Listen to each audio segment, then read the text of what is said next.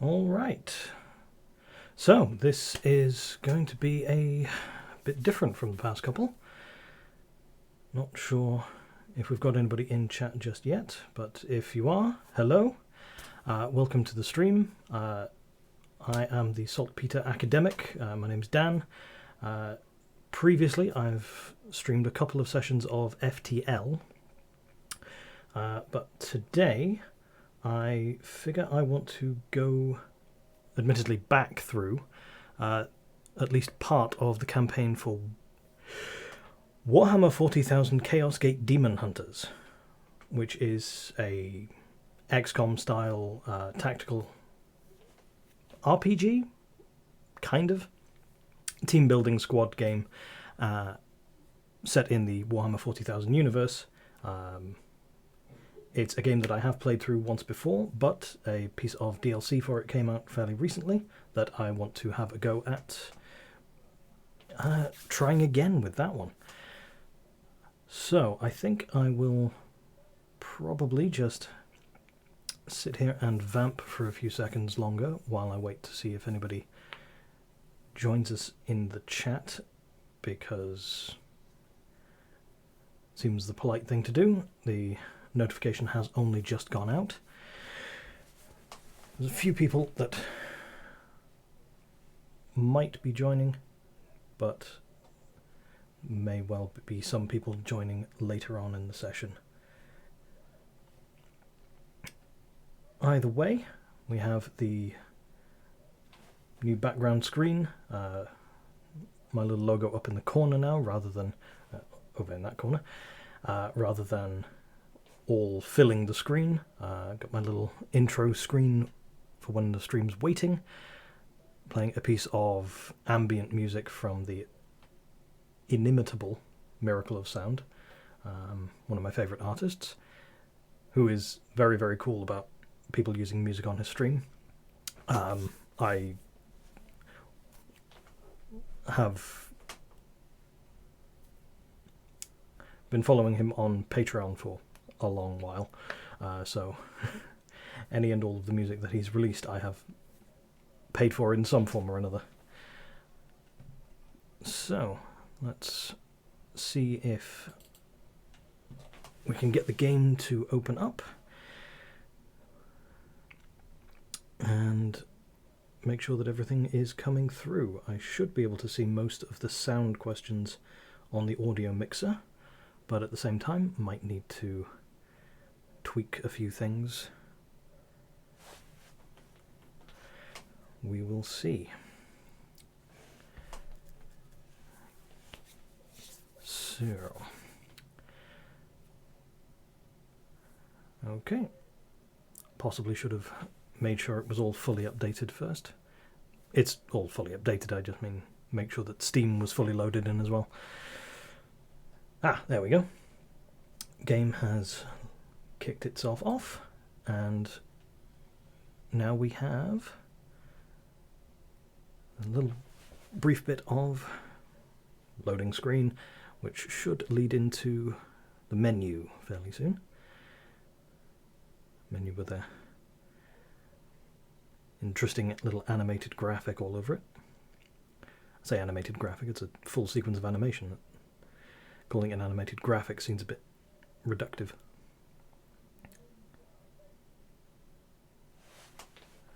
Now, unless I'm mistaken, this is supposed to have sound. There we go, that's better. Shrouded in vanity, I need to actually be themselves obscured, on the window. free to wage their covert war upon the pure and the righteous. Even now, they gird their souls with contempt. 40k stalking their is prey with a morbid pride. Warhammer 40,000 But they is do not absolutely see the definition, reckoning I have possibly even the prepared for originator them. of grimdark. For their crimes, they will pay with most holy sacrifice. That guy there is one of the Grey Knights. For the grandfather's truths cannot be denied. He is not the one talking, as far as I'm aware.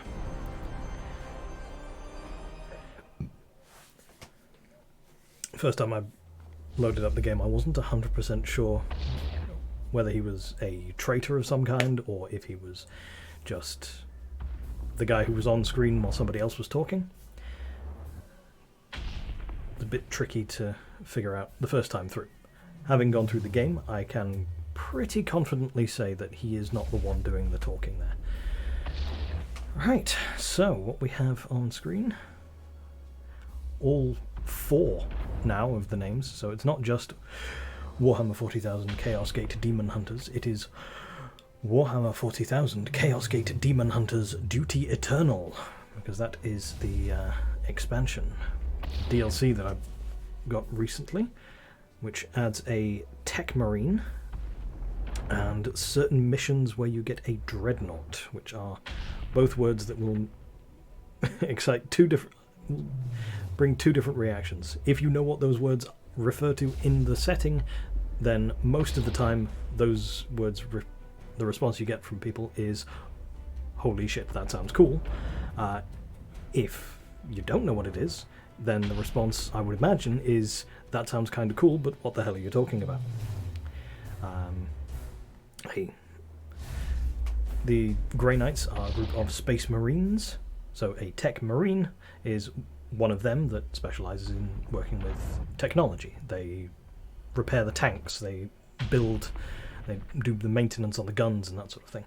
And a Dreadnought is, let me just make sure I get the lore correct, a battle brother, one of the Grey Knights, who has taken a basically mortal wound in battle, but rather than actually dying from it, they held on and lingered in spite of the fact that in many cases they have no arms and legs left, or half of their torso, or even half a head or something. Some ridiculous level of damage, but they're still just barely alive. So rather than letting them die, these guys are such heroes that they put them in a kind of Matrix pod style sarcophagus and attach that to a giant walking mech. So it's, you could call it a corpse Gundam. You could call it a lot of things, but it's grim, it's pretty dark, and that's kind of how this setting goes. So, now, before we get started, see if, just in case anybody arrives, I'm going to make sure that all of the settings are done correctly. I've got the music at a decent volume. It should be coming through same to you, and it shouldn't be drowning me out, hopefully. Possibly bring... No, I'll leave the sound effects at max, but I'll keep the master volume at 50, languages in English, keep the subtitles on, because although I haven't been able to get subtitles for me sorted out, might as well have them on screen, especially if I decide to talk over them. Dialogue volume, keep that on. Combat events and ship events, for now, we'll keep those as always happening for the first couple of streams, just because they're quite cool. Graphics, everything is set as it was for my first one, so that's fine. Interface, yep, everything seems fine there. The content, make sure everything is active, so yep, Duty Eternal, that's the big DLC, and unlocked content, that's a bunch of weapons that were kind of basic release. You can turn them on and off. I don't really see any reason to turn them off if you want to have fun with your game. Keyboard things, that's all fine. Do not have a gamepad attached for this one. Stats and resources. Oh yeah, that just explains all the various different ways the things happen. I'm fairly familiar with those. Key concepts, yep, I should remember all of that. And the... Nope. That opens a new window. Don't need to bother reading that. least I don't think so. I have seen people stream this game before, so it shouldn't be a problem. Now, I did do one mission of a previous game, but this is a brand new stream, so let us start a brand new one. Not going to overwrite the slot 1 because that was my first one, and that was only finished that on the 4th of December. Not because I necessarily had a huge amount of trouble with it, but because things just got in the way and I stopped for a solid month, I think, right before finishing the final mission. Hopefully that won't happen this time. So we'll go into for second slot. Merciful difficulty. You get 2 extra knights at the start of the game.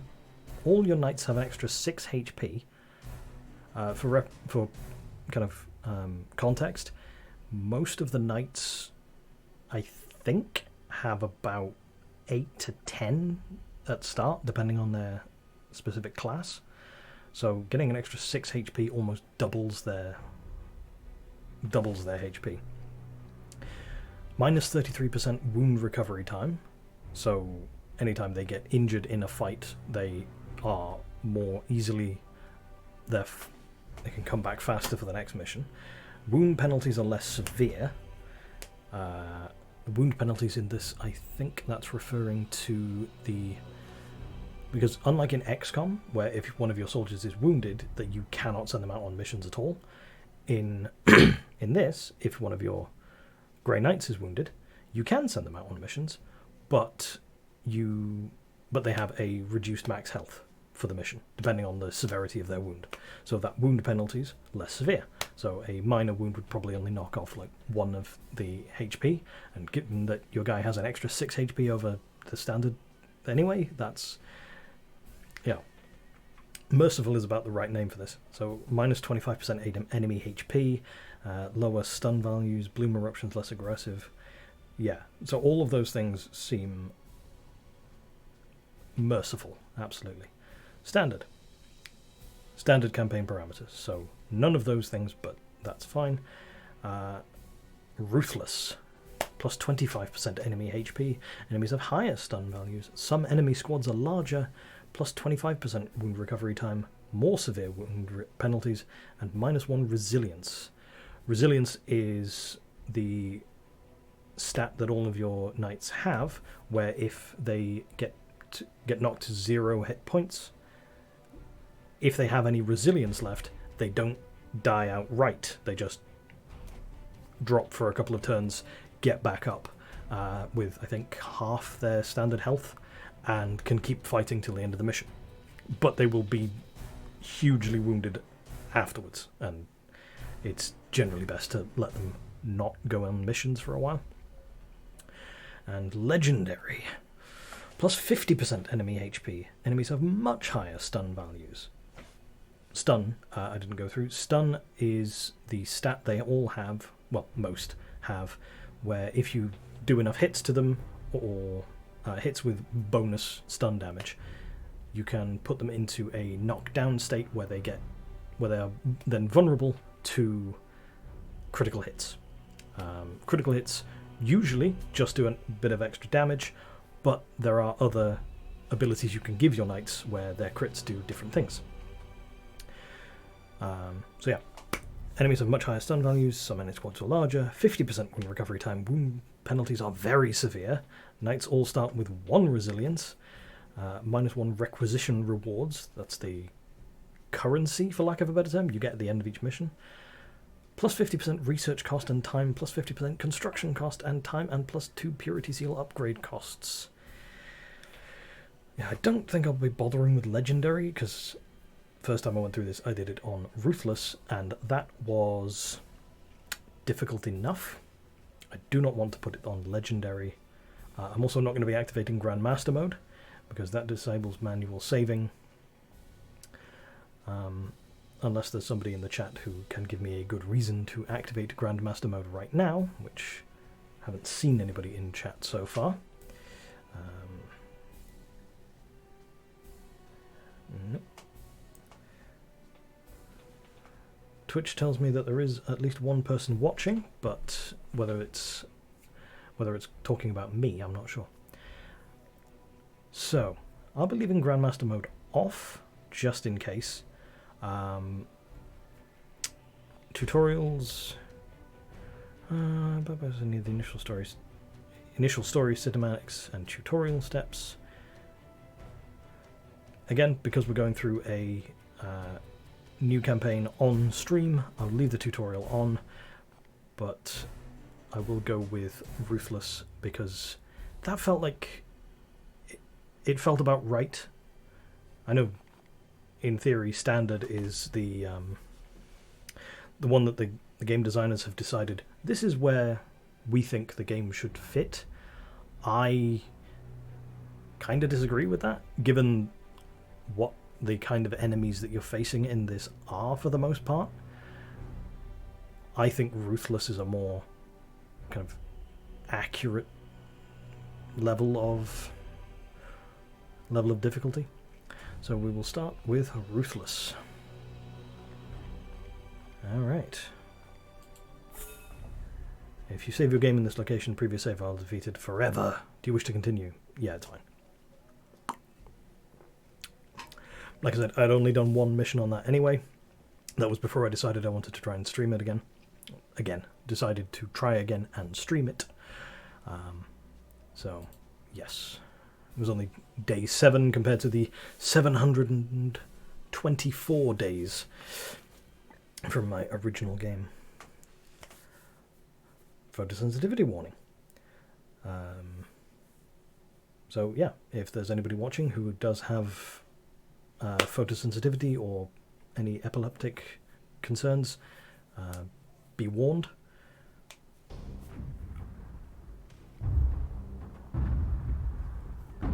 It is the 41st millennium. I think I'll keep quiet for this For bit. more than 100 centuries, the Emperor has sat immobile on the golden throne of Earth. Every 40k Mankind game starts with the wages a same never-ending lordom. battle for survival against the demonic power of the Chaos Gods. But by one force is humanity shielded from true darkness. The Grey Knights. This secret chapter of Space Marines are the Imperium's surest defense against that which the Emperor foresaw would be its greatest threat. Humanity's blade against the demon. For in the grim darkness of the far future, there is only war. He said the line. Every rulebook since the beginning, all of the opening text scrolls of every game, all end, whatever their minor variations might be, all end with that line. In the grim darkness of the far future, there is only war. Unidentified Astartes vessel. This is Captain Pirani Everick of the warship Holiness of Ra. Geheris is lost. Repeat, Geheris is lost. All Imperial vessels are to withdraw at once. It's cute that she thinks she can give orders to the Grey Knights. Astartes vessel, do you read me? Geheris is doomed. Please acknowledge this warning and... You have done all you can, Captain. Go, in the Emperor's light. You cannot sail into this storm. We can and we will. We do what we must. Farewell, Captain.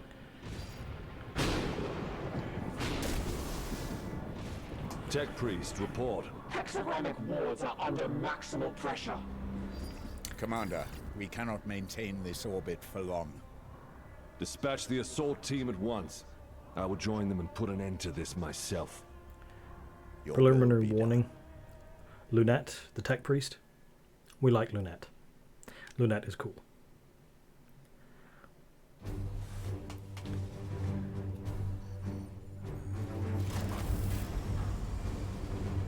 The assault team is engaged, Commander.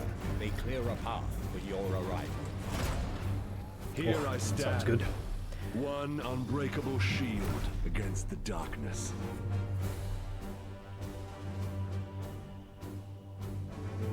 Tonight the Cadium falls, Hector. Our quest is finally near its end.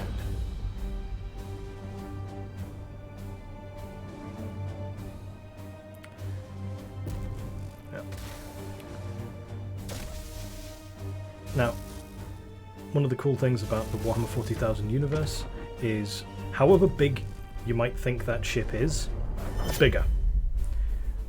If you're thinking like Star Wars Star Destroyer size, no, it's bigger than that.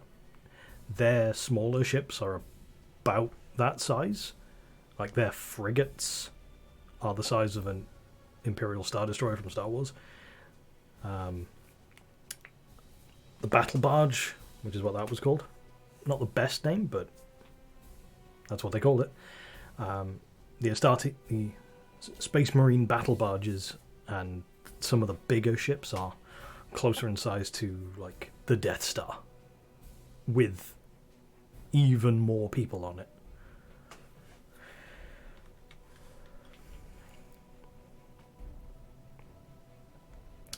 Okay. So, here we go again through the tutorial mission. There we are. Mission start. Continue. Palamedes, report. We have cleared a path through this chaff. Our target lies ahead. Time is against us, brothers. We breached the cathedral. Excellent. Use WASD. Position your cursor here and press the left mouse click to select the position. There we go, and then double click it to move. Ha! And then off he runs. Deluded zealots. Your Imperium shall burn! Cowards and weaklings. The Imperium shall burn. Advancing into cover. Maybe, but you won't be alive to see it. Punish that craven fool. There we go. Alright, so, actions. Characters gain 3 action points each turn. Action points be used for movement, attacks, abilities, in any sequence. So I select ranged attack. I will be using the cursor for this, but for the most part I will most likely jump to using the the keyboard shortcuts. So, shoot this guy.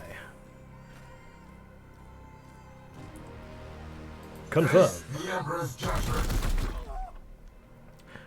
One of the biggest changes between this game and XCOM, which is magnificent for the way it feels, is that you don't get a percentage hit chance where it tells you you've got 98% to hit, and then your master marksman with all of the best upgrades and the best weapon and an enemy that has no idea he's there misses. If this just tells you how much damage you're going to do. If you're going to miss, you don't do any damage. If your guys have the range and the angle and there's nothing in the way, you will hit and you will do damage. So if they're behind cover, rather than reducing your chance to hit them, it just reduces the overall damage you do.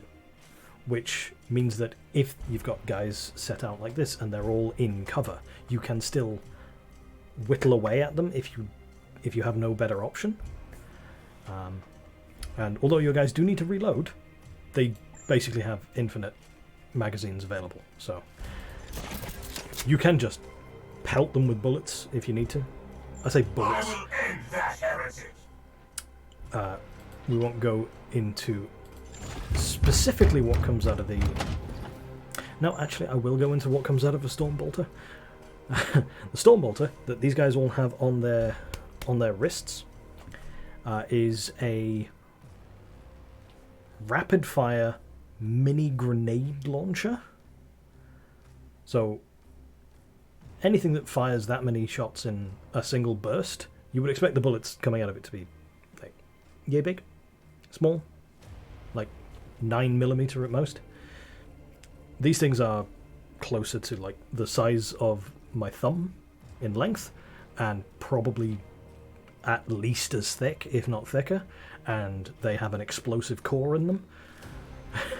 So they are huge, they have enormous stopping power, and these guys walk around with a twin-barreled one of those mounted to their wrists, because their armor is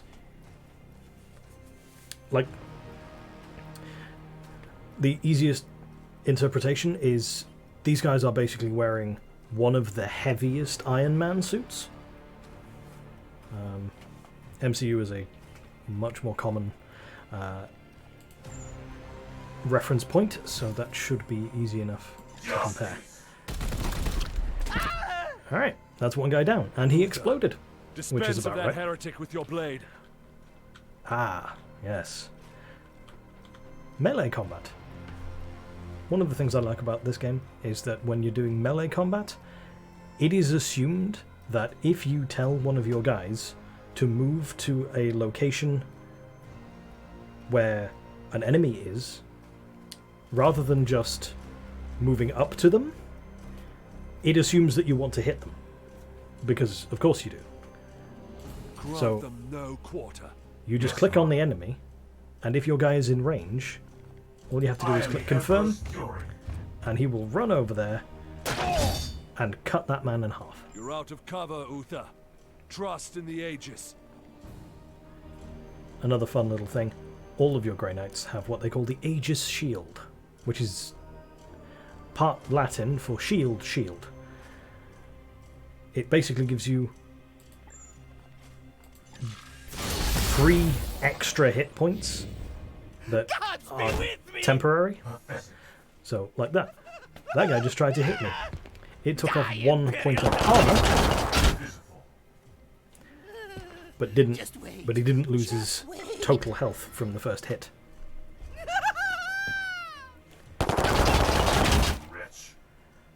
Overwatch. This guy's not doing too good. Time stands against us. I will breach the cathedral. Ooh, look indoors. Move your camera into the cathedral. Scouting! Enter buildings. Yeah. Well, this is the tutorial, so I have to do exactly what he tells me. Although I don't mind watching him boot the door down, that's always fun. Fiery demons! Whatever will we do about these fiery demons? Environmental attacks. That's what we do with these fiery demons. Click on the big pillar, angle where you want it to go, confirm, and he will run over there and knock it down, dealing a bit of damage to Iolantus, all your of them. brother is pinned. Advance and deliver retribution. Yes, Iolantus. By your command. Head over here. Deploy your frag grenade, brother. Deploy your frag grenade. Another neat little feature is that it will tell you if you're going to kill them, because full health, full red bars of health with a red skull next to it.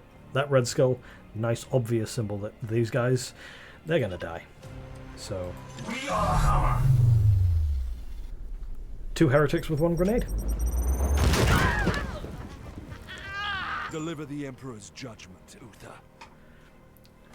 Deliver the Emperor's judgment. Kill him. Advance and train your bolter on that doorway. Get over here. Unleash your blessed ammunition the moment they are exposed. Overwatch. They didn't bother changing the name of this one. Overwatch is Overwatch. If you've played XCOM or any games like it, you know what Overwatch is. Although as far as I'm aware, Overwatch is also a phrase that they have been using in 40k, or at least Kill Team, which is 40k but smaller, for a while. And as much prepare as... for the demon's charge. Is it Blizzard? I think it's Blizzard. As much as Blizzard might want to, I don't think you can copyright the word Overwatch.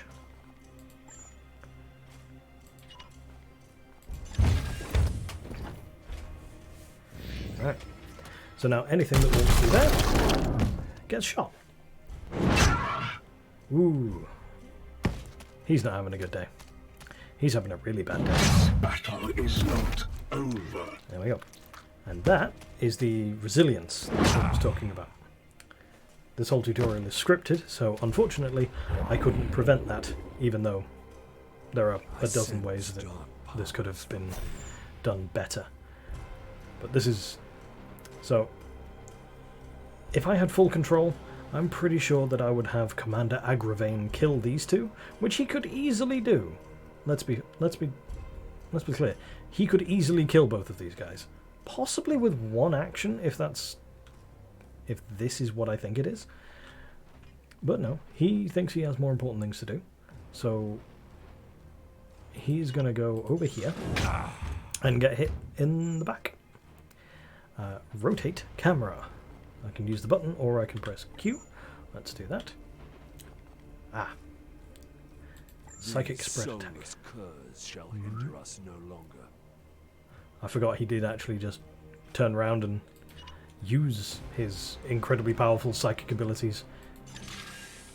All Grey Knights are psychic, trained to use it for battle.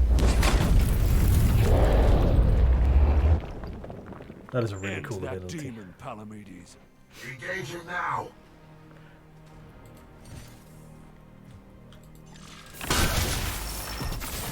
Oh dear, it got blocked.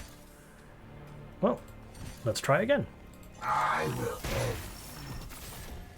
It's almost Cannot like lose another battle, brother Iolanthus. they scripted this Both so that demons you must be have destroyed. exactly as much of an action economy as you need to do everything that needs to be done and kill these guys. Like getting a critical hit just when you really need it. So, precision targeting. It wants me to click stun. Because Return to the jaws of your master. on their... Give me the... Never mind. Right. Their stun feature is next to their health bar, and when they've lost all of it, it drops and becomes yellow like this. Which tells you that your next attack against them, regardless of where it comes from, will be a critical hit. So you might as well make the most use of it. And if they're low enough health, and you've completed the stun and they are vulnerable to it, there are some that aren't, you can just execute them, which gives all of your knights plus 1 AP. So when one of your guys goes up to a mostly defeated enemy and just finishes them off, all the knights in the squad get basically an adrenaline burst and can just do something else as well. So that cuts that guy's head off, which means that our friend over here, Palamedes, who didn't manage to kill this guy the first time, now gets another attack. And look at that. Just on his stun meter, he gets hit one more time, he goes down. But rather than waste the action point, what we can do instead is add a force strike to boost the damage, spending one of his willpower, which is where the resource you get for psychic abilities, Die once more. and kill the demon. Excellent. I will move on ahead. Right, let's put this back around to this way. And our commander is headed over here. There is That's the not end much of the turn. time, brothers, but we must prepare for the coming battle. Alright. So, switching between the knights. I can sense enemy reinforcements. Palamedes, resuscitate Uther, so you may both defend against them. This knight here, Palamedes, is what they call an apothecary. He is the battlefield medic. So his special ability is battlefield medicine. He can run over here and resurrect this guy from his Take up down defensive state. positions, Palamedes. The He'd enemy have- reinforcements will be here soon. He'd have gotten back up next turn anyway, but if you can and you have the time and you know that there are reinforcements coming, sometimes it's worth spending the one action from one guy to make sure you get the actions from the others. So then he's going to reload his gun. make sure he's Your fully ready. resolve is commendable, Uther. Join Palamedes in defense of the cathedral. This guy moves over here. He's still got 2 lots of ammunition left, so I don't know why we couldn't just put him on Overwatch. But apparently, you know, Iolanthus with me. it's There's a more breach important in the that he wall ahead. reload while he has the chance. And this guy moves over here, wasting a significant I portion of will his breach movement. the inner sanctum. Yeah, this tutorial really likes to make you waste movement, because he's got an extra movement there, or there, or he could move into cover there. But no, he has to be standing right in the middle of the doorway, because there's a cinematic. Through which I will not speak. Unless I really feel like I want to.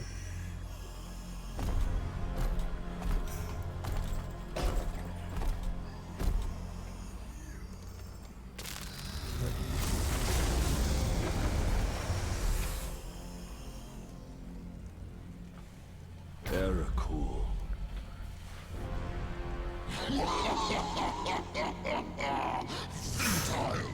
Millions of souls feed the flame.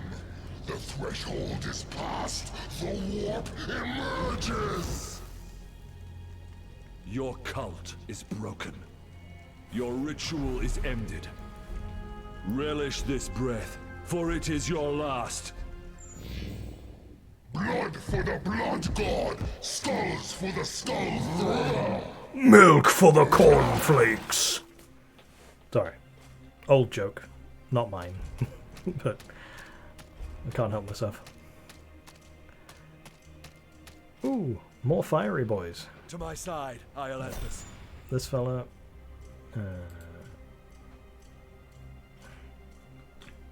Oh, he wants me to use all his movement all the way. Straight up I there. will show you true wrath, demon.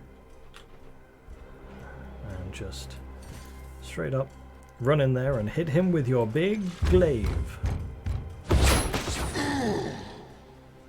Uther, we must protect the cathedral. Yes, we know. That was precisely your job. So get your Overwatch in position. And then Uther puts his Overwatch in position. And now the first demon that runs through is going to get wiped out. The others, maybe a little less.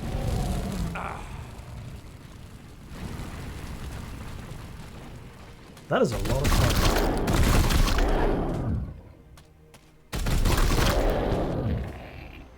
I'm not finished yet. Yep. Pretty much as expected. And he's Our permadead. brothers have bought us precious time, Iolanthus. Flank that demon and fire at will. But this is... yeah. This is where the tutorial teaches you about partitional, like partial movement. You can put... With the way it needs you to confirm an action, if I just click there, he would move to that position. And anything else in this blue outline would be wasted movement. He'd use up that action. But you can build a path by clicking in multiple locations on a sequence. Which, in this case, allows him to run through the area that's full of fire without actually running through the fire and getting himself hurt. So, why he doesn't use the Cybolt here, I'm not sure. He's got loads of willpower, but... For the Emperor! Was that a cock shot? Profane this That looked like a sacred cock place shot. with your master's fire. This ends now, demon. Yep. Commander Agravane, not quite so smart as the other fella about not running through fire.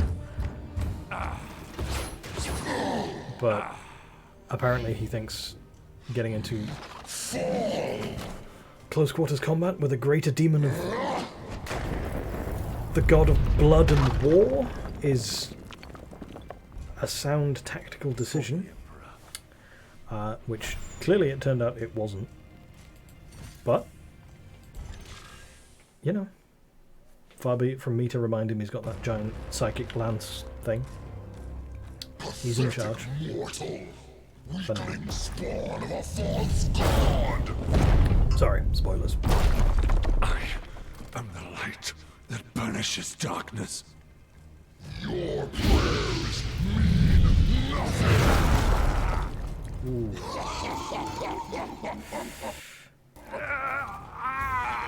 I am the hammer! Mate, you didn't need to...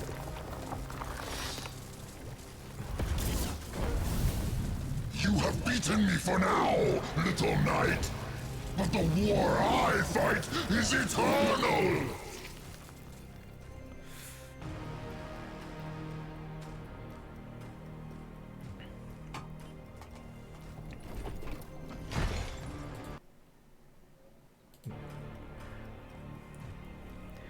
Sorry.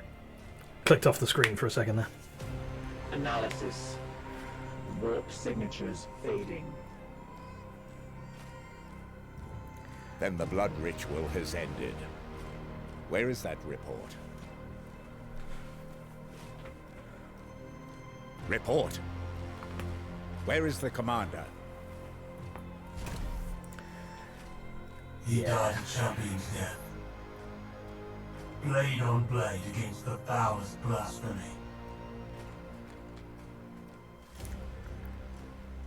That's unfortunate. I mean, he seemed like a pretty cool dude. Victory! Huzzah! Your commander has fallen, but all is not lost. The Grey Knights are a powerful, genetically modified super soldiers. They can sustain injuries that would kill a normal human, but they are not invincible. Your knights each have a special resource called Resilience, which indicates how many critical wounds they can survive over the course of the campaign before their injuries require their remains to be returned to your home on Titan. As your knights increase in rank, they will eventually earn more Resilience, which is good.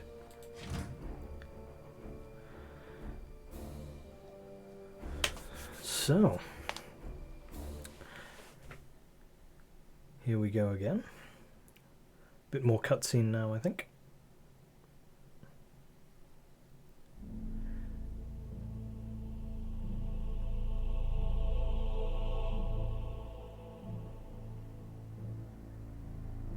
If nothing else, these cutscenes are full of absolutely gorgeous wallpapers.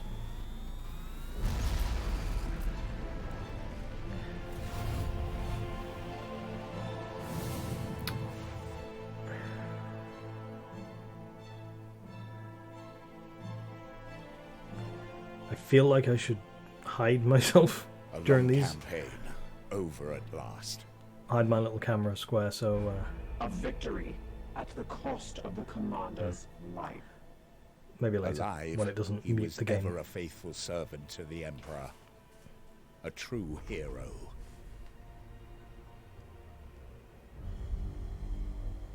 In death, at least his duty has finally ended. Yep. Assertion. This ship remains in crisis. The Baleful Edict is seriously damaged. Baleful Edict is a damn good. It's a damn cool name for a ship. Ah, yes. That is why I have invited our guest. Ooh, we're a You guest. have appointed him to take the commander's place? Look, No one else suitable survived the campaign. mate. Falsehood. You also live. My apologies, Acting Commander. The priests of Mars do not understand our knightly oaths. Which implies they're illogical. Our men and stores are severely diminished. Your task is to lead us for the voyage home. It is a simple duty, and once we return to Titan, I will put the future of your command to the chapter's Grand Masters. In the meantime, Yeah. I will provide what advice I can.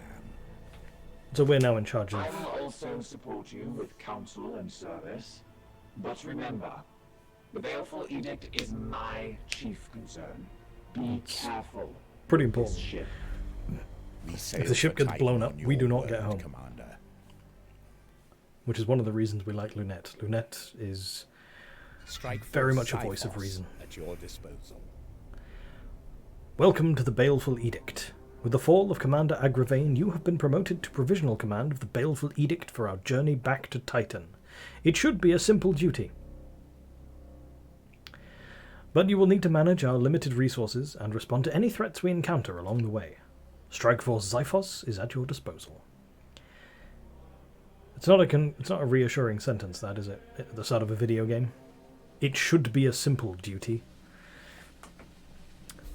We will see. Commander, could you please join me in the Strategium? Weren't we just there? I feel like we were just there. One of our battle brothers has proved himself worthy. Let us honor his deeds. Hurrah! Let's go to the barracks. Ulrich Iolanthus, Justicar. Promotion of Brother Ulrich is a talented Justicar. Please decide where he should focus his training to support you in the field.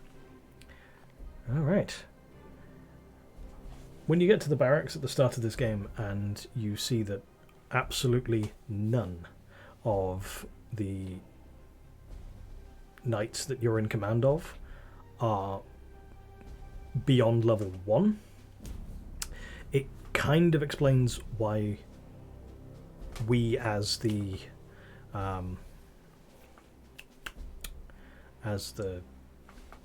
we are basically the highest ranking knight left, so that's why we get put in the position of acting commander.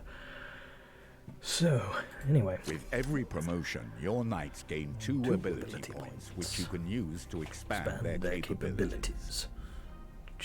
Choose 2 abilities for this knight to learn.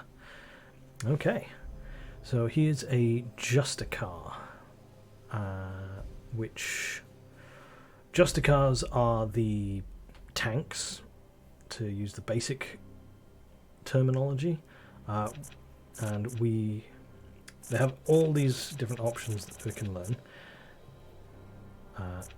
Currently he's got this one that gives him +2 willpower, and this one that lets him use the Cybolt. Those two, the Cybolt at least is the default one that all of the knights start with. The +2 willpower, that one gets swapped out depending on their class. So, but on that path we can either take Hammerhand, which is basically a free crit, which is a lot of fun. I do like having free crits, and then if we go from there, that gives us access to upgrading critical damage on the Hammerhand, or adding an additional level to the Hammerhand, which inflicts bleed, so the target will suffer 2 damage per turn. That's pretty useful.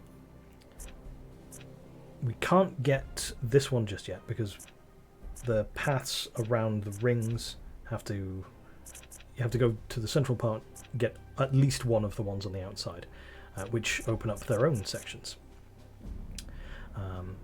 The little blue lines between, you can see fit through that.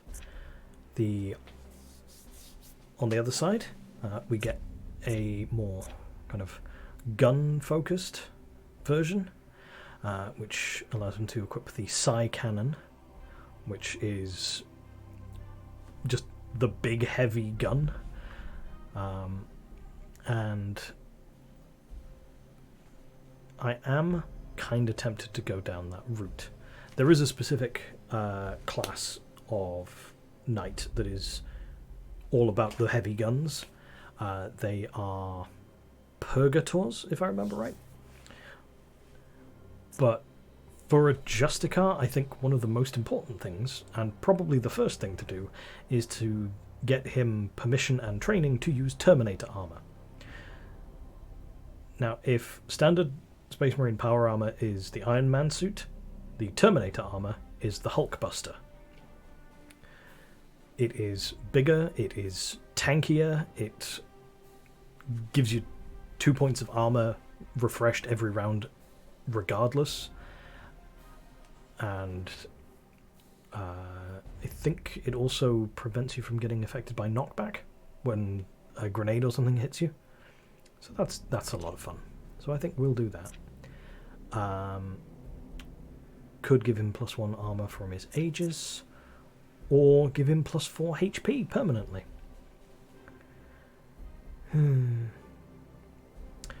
But at the same time, there's the hammer hand. No, let's go full tank. So we've got the Terminator armor. We're going tanky on this one. His Aegis will give him even more defense. He is going to be this promotion will apply your ability choices to Ulrich, permanently increasing his rank. Excellent. There we go. Then we return to the Strategem. When you are finished, please join me at the star map. You mean the star map that is right here, that we're currently looking at? Fair enough, Our ship Hector. is in dire need of repair. We had best set a course for Titan and debrief the Grand Masters. Yes. We are Issue the travel absolutely... order to begin our return to Titan. We will absolutely make it there with absolutely no problems, in entirely one piece, and we will not get sidetracked by an entirely new thing. Certainly not. No problems whatsoever.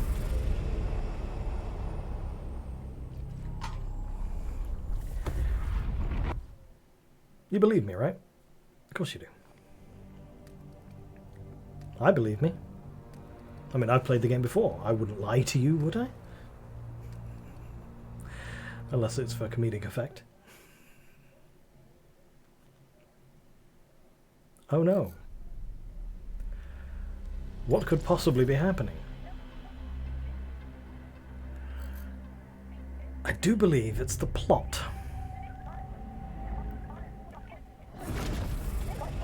Baleful edict. In the name of the God Emperor. Dominus, who is this interloper? Code scrapings indicate an inquisitorial transmission. Inquisitor means big deal. Baleful edict. Prepare for my arrival. Duty calls, Commander. We should open a Vox link. Inquisitorial vessel. Permission granted to come aboard.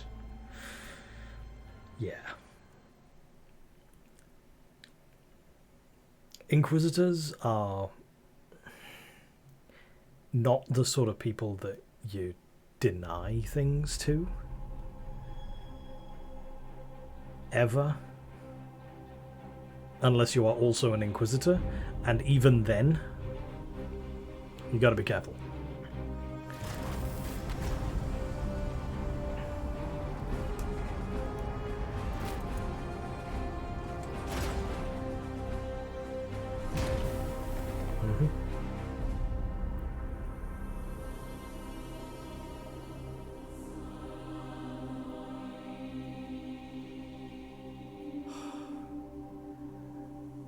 I do love the aesthetic of this world. Super future space cathedrals. Every ship is a cathedral. Or at least all the nice bits of it look like a cathedral. Thank the God Emperor I found you. I must commandeer this vessel at once. Impossible. We are bound for Titan. The edict cries out for repair. The Not Tech like a modern Priest cathedral speaks either. the truth, Inquisitor. Our last crusade bled us dry. I'm not blind, Knight. But heresy does not operate at our convenience. My destination is Koromar Prime, within this very system. Not such a taxing journey, I'd expect. And what is it that you hope to find there? This. Beneath rotting skies, the air thickens with a world's final breath. Seeds planted in flesh and bone, watered with blood and tears. A warrior alone in the garden of a grinning god. These are scraps of astropathic whimsy. There's more. It grows. It spreads. A great dispersal upon the etheric wind. The bloom proliferating. First, then Koromar, then world after world, its roots spread from an ancient veil. Inquisitor, hear me! Hear me! Hear me! Who tends the garden? The That is some Astropath ominous sacrificed himself to send that message. Now you understand why we must investigate. Commander, we cannot risk further damage to this vessel. It is the chapter ship, Dominus. The Inquisitor has every right to request our support. It is not a request. Request is a polite way of putting it. Commander, with your leave, we will set our course for this Koromar Prime. Yes. Good. That will do for now. Yep. Well, there's the plot.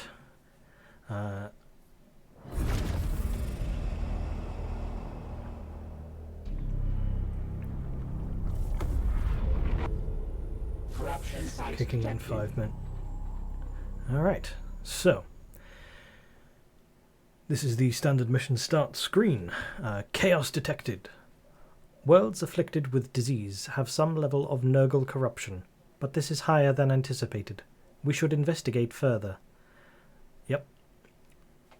Now, the tutorial mission, the demons and the greater demon that we were fighting against were servants of Khorne, the Blood God, who is one of the 4 Chaos Gods, who, if I start talking about in general detail, I'll never get to the next mission. But suffice to say, Khorne is the angry one. Nurgle is the god of plagues. He is the most... If we do not investigate this threat, Oh. the consequences will be dire. Well, yes. It's chaos. That kind of happens. So...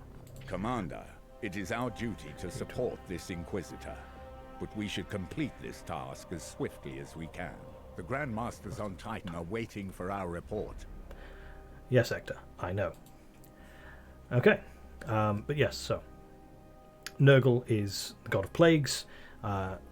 All his servants are gross and gribbly. Yeah.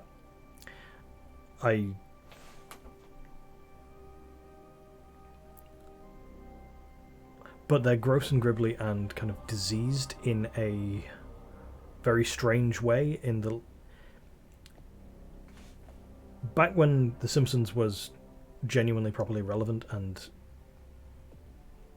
reasonably new and fresh, there was an episode where Mr. Burns has a kind of physical checkup and is basically told that the only reason he's still alive is because all of the diseases and pathogens in his body are fighting each other to be the one to eventually kill him. And that's kind of how Nurgle works, but they're actually immortal because of it, not just in such a delicate balance that even the slightest thing could kill them. So, let's start the mission. After another cutscene. Report. Signals from quarantine beacons detected in the upper atmosphere, but the surface itself is silent. Plague, Commander. Send your squad to the surface. Knights of Titan, you are the instrument of the Emperor's will. Make planetfall and discover if the Inquisitor's fears are founded. You should evaluate your knight's armaments and ensure they are best suited to the battle at hand. Yes. Alright, so this is the part where we get to check the loadout of all of these guys. So The Nemesis Force Halberd can inflict a preemptive first strike on choose which halberd you would like to equip. Your options will be limited until we return to Titan. yeah, I get it, Hector. And then go back, and then go back again, and then go back to the teleportarum. Okay, now yes, here we are. These, we have the 4 actual starting guys. Can I go back into here? I can go back into here, because it's really important that I go back into Iolanthus, because I taught this guy how to use Terminator armor. So if he's not in Terminator armor when I start the first mission after I gave him that, then I have messed up. I also want to double check. Yeah, we've only really got the 1 set of war gear. That's bonus willpower for that.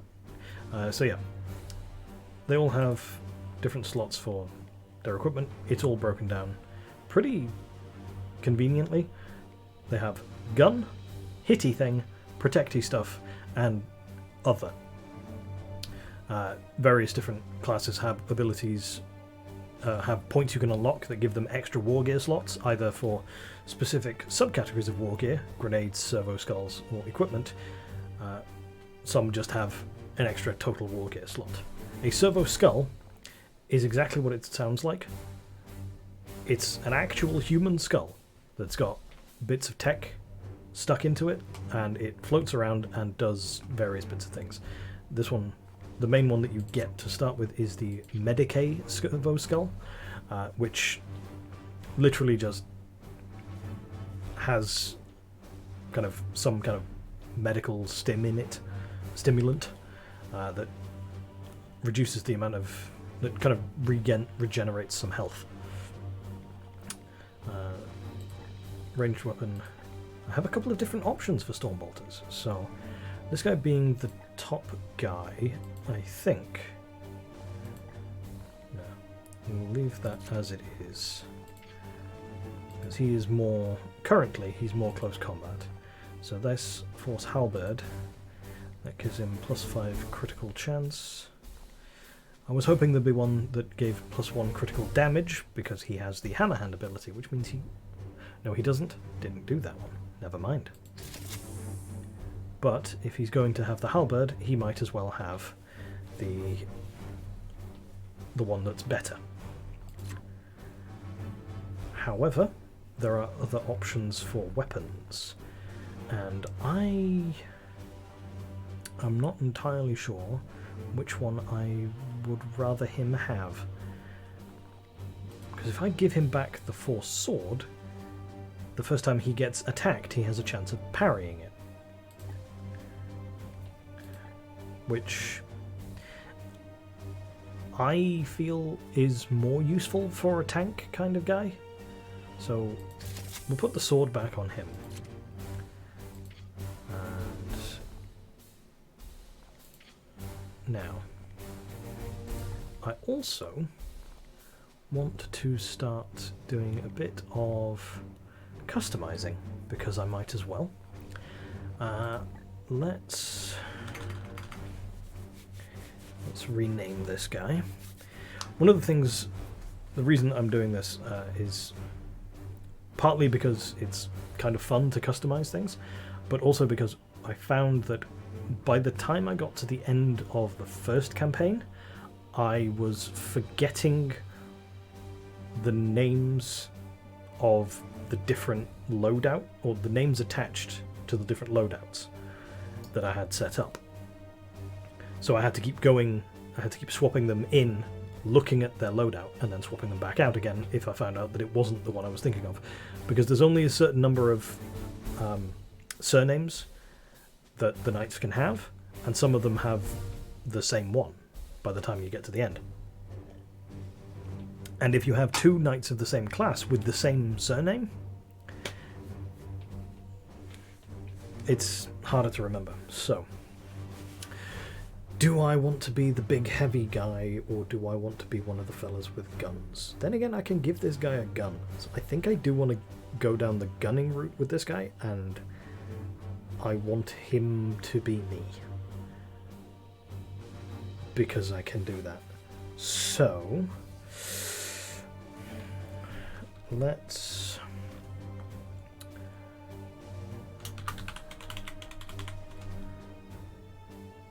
could do that.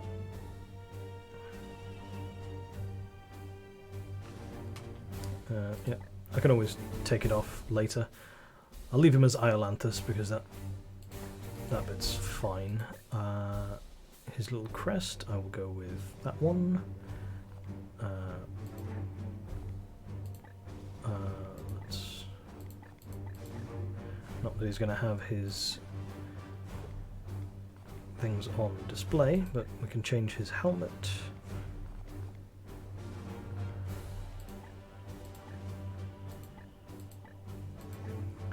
Yeah.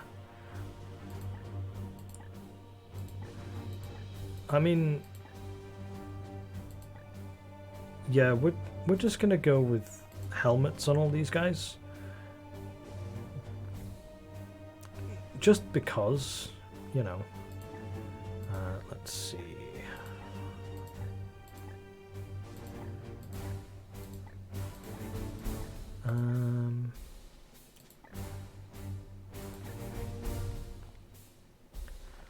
That's a book.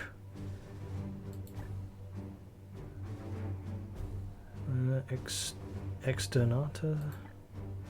Giant inquisitorial seal. Little reliquary shape. Shield and sword. Different shield and sword. Bunch of reliquary shapes. I kind of like that one. Alright, let's have a look at the... Let's rotate. Have a look at the left shoulder. That looks like an eye. It's probably not supposed to, but it looks a bit like an eye. Titan...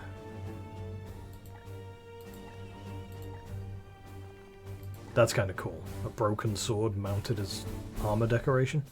That is very, very cool. I'm going to stick with that.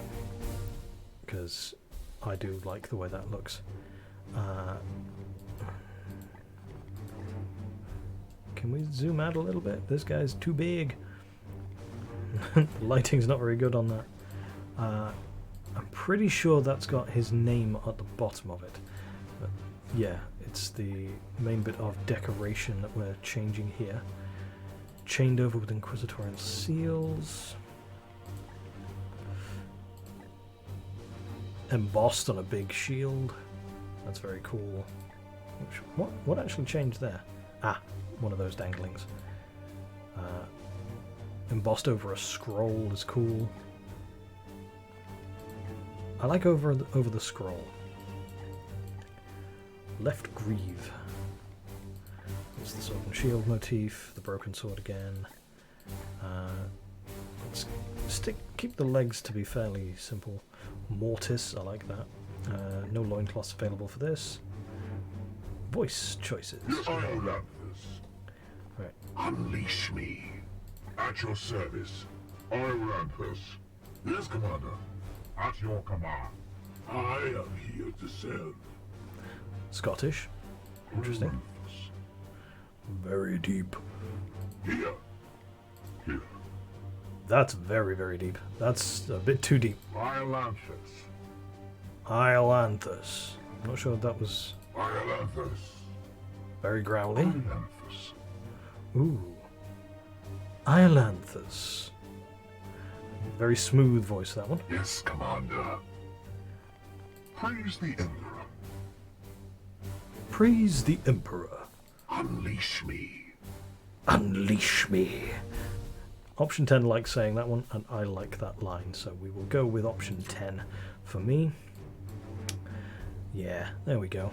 That's him for now.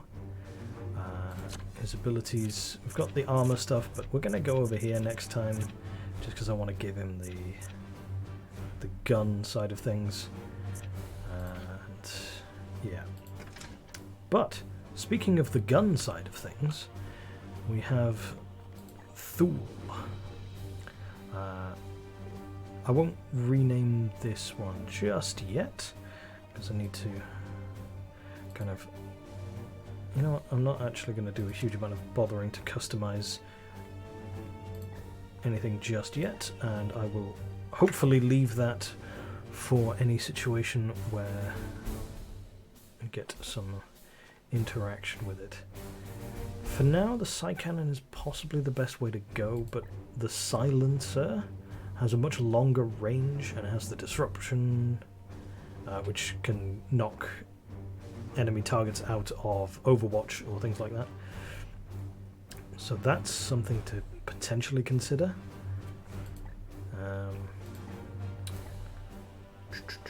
And the scatter shot is fun.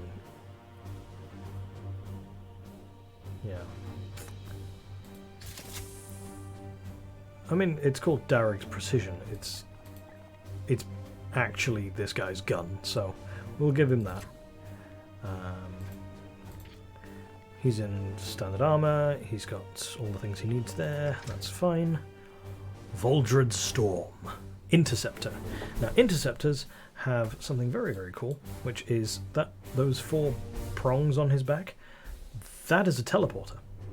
That is a short-range teleporter, so once you've actually unlocked the ability to do it, he can just teleport around the map, because that's just fun. So, for this, I think that we will go with the falchions, twin swords. Do I give him the plus 10% crit chance or plus 1 crit damage? Is he at the moment? I think that's that's the resistance. That's focus, chance to trigger afflictions and automatics. Oh, Eagle Eye. This knight gains plus 10% crit for all their ranged attacks. Interesting.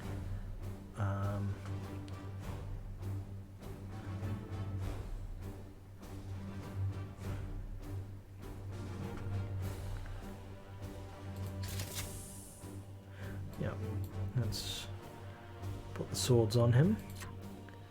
Partly just because it looks very, very cool to have those 2 swords hanging down at the side like that. Him. Do we want a grenade? I want to stick with the grenade. He does have the teleport active already.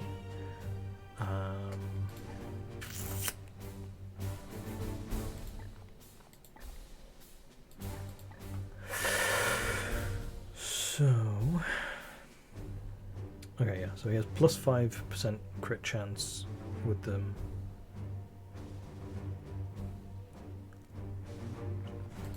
Actually.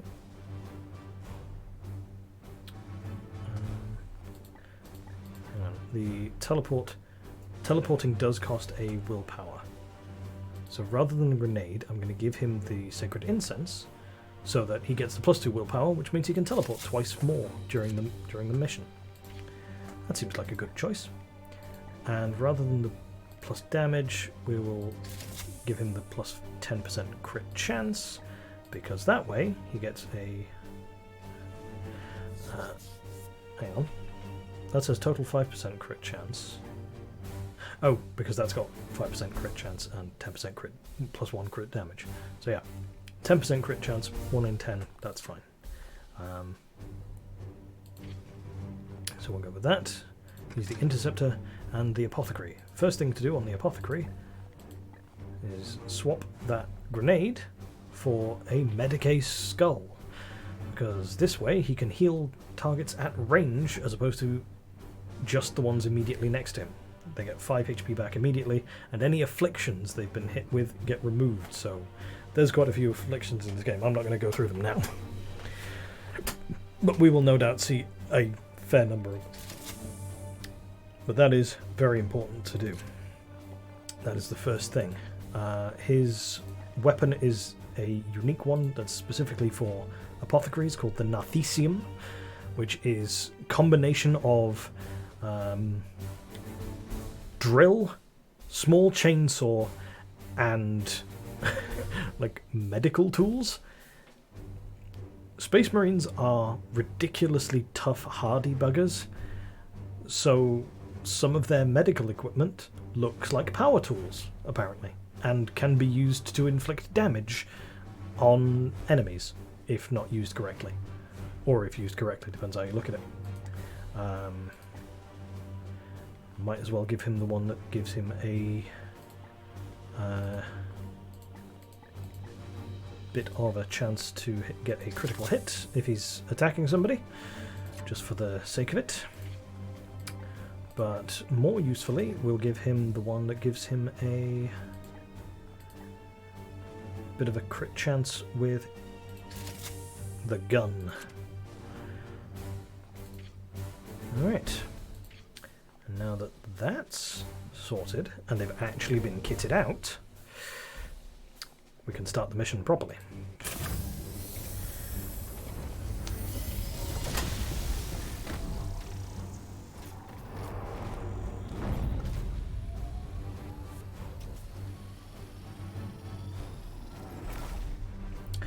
Alright. Starting down into the mission.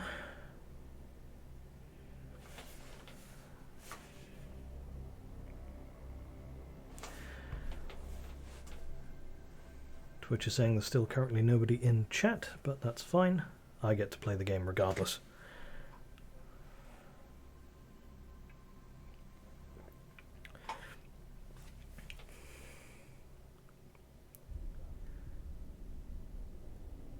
Okie dokie. Starting the mission. Commander, have your men look for signs of this plague. Be vigilant, brothers. Yes. Okay, now we have full tactical control. Excellent.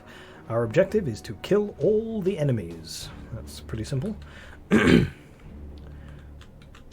can have a quick look around the map. We are currently as zoomed out as it gets. So we're going to likely end up going over there and all the way around here. Lots and lots of things. Okay, so the game quite helpfully lets you know how far forwards you can go before using up an action point. We strive. And as much as it's possibly not the most fluid way of doing it, my habit with this is always to get all of my knights into approximately the same, keep them kind of leapfrog moving up to each section. Moving out. Because I sense something near. There you go. As you move them forwards, you get to that. But when you actually get in direct line of sight with the enemy, that's when it drops into effectively a combat. And when it does that, all your knights get all their action points refunded. So if you've been moving them forwards one at a time, and using up one action point at a time, then they've all used some, and they're all in approximately the same place by the time they all get them refunded anyway. So, with this, yes, I think he's going to be most likely to actually trigger the thing, but I want Iolanthus to be pretty far forwards. Let's put our apothecary there, close to the back. Let's get our... Your orders. What is your will? Yes, Commander. Let's move him up there just because we need to get him as far forwards as we can. Your orders. Then we want this one. Advancing. Let's move to there. Alright. Okay. Now they're all in solid positions. I didn't trigger the move, but that's fine. Your command? What is your will? Actually just means that I should be able to move my guys up a bit closer. Moving out. And there we go. Powers protect us. We've run into a group of heretics. Target acquired. These should be easy to knock down. Alright. If we go over here, we can have a look at these guys. He's hunkered down, which means he gains 1 armor, which is represented here by this little shield. I need to do that much extra damage to start actually hurting him. He has a couple of abilities. One of them is suppressing fire, which is probably going to get seen. Precision targets. You know what? I went through the entire previous game not looking at this, because apparently you can just, from the look into them screen, you can look at their weak points and see what you can choose to do when you get a crit on them. That would probably have been quite useful to know. But then again, it's not super important until you've already got the crit. So, you know, Your orders. worse things have happened. Right, let's get us. Let's get me up here. Crank on the Aegis, because they are going to start targeting me as a priority. We will move Thule to here. Let's start with a grenade. Grenades are usually a good starting thing. If for no other reason than it does a bunch of damage to a bunch of dudes and will knock this guy out of his hunkered position. Start as we mean to go on. They were also standing next to some explosive things, apparently. So those exploded, and one of them is dead now. That's useful. Alright. Let's see, can he shoot? He can. He can also shoot this guy. It will leave him with 1 point of health left, which is unfortunate, but that's not a tragic loss. On the way! We can get Apothecary up here, set an Overwatch zone there, so that anyone trying to get close will just get themselves killed. Now, Teleporter doesn't get us anywhere.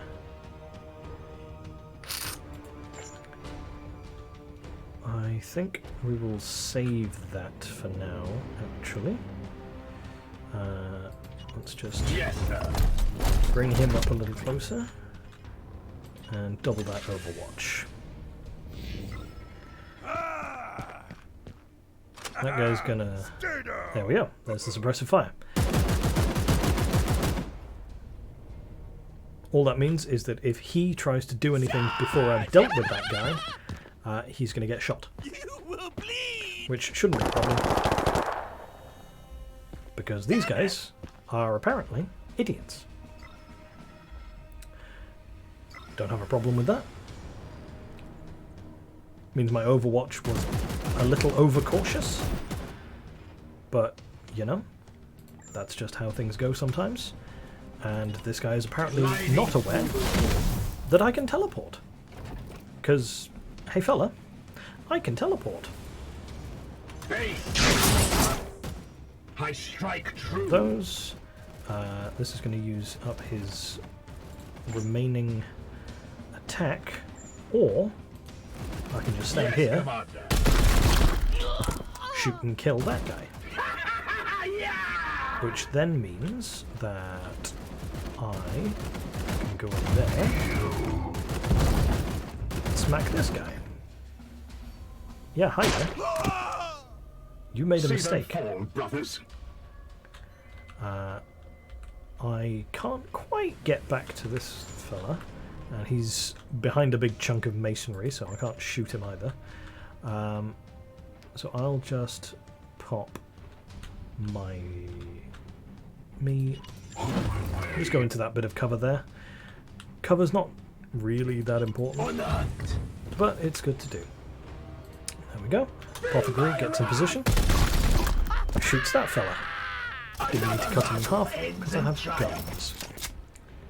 Alright, now. And, same as when you start a combat, when you end a combat, all your action points get refunded. So now we can start maneuvering these guys around up to get to their next big location. Storm. This guy especially is going to need Advancing. to get brought as far forwards as we can get him.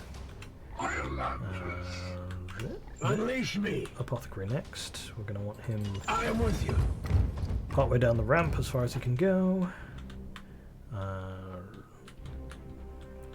My blade is ever ready. It will be done. Here.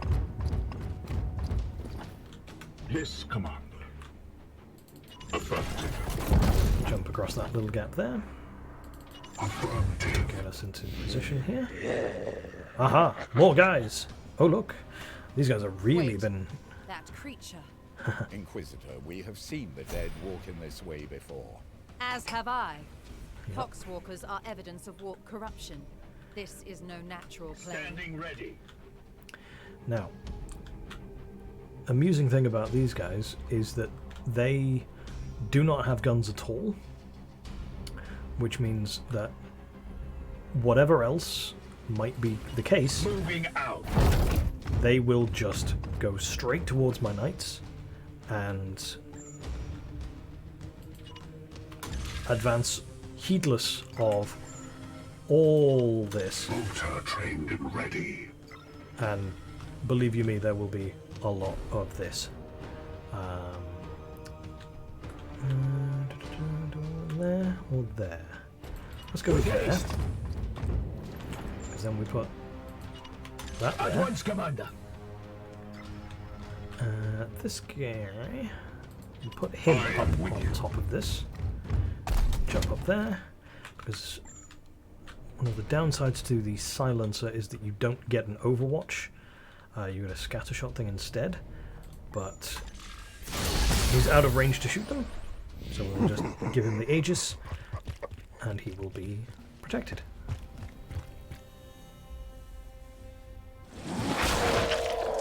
Really, mate? There's no one to wake up. Oh. Apparently there was. Good. I will need to examine this corpse and... I will not tolerate this contamination spreading to my servant halls. Do not obstruct me, tech priest. I will follow proper protocols. That's always funny. Right. Alright, let's... Yep, that looks like the Moving spot. out. And... always satisfying when you can get into a good position. Satisfactory effort. Now wipe return them with my all carcass out. so I can set to work. We Oh, will deliver them to you as soon as containment is properly confirmed and sanctified. Be swift about it. If this plague has already spread beyond this planet, then we will have far more ground to cover.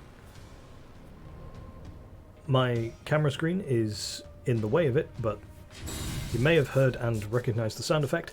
I just got an achievement for that, for completing a mission without taking any damage at all, which clearly I didn't do the first time I was playing this, because it was the first time I was playing it and I was still getting used to some of the tactical subtleties, let's say.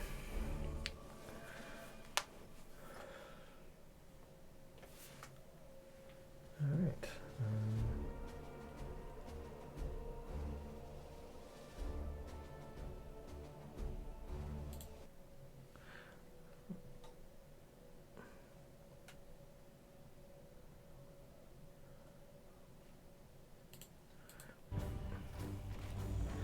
There. Just briefly checking something.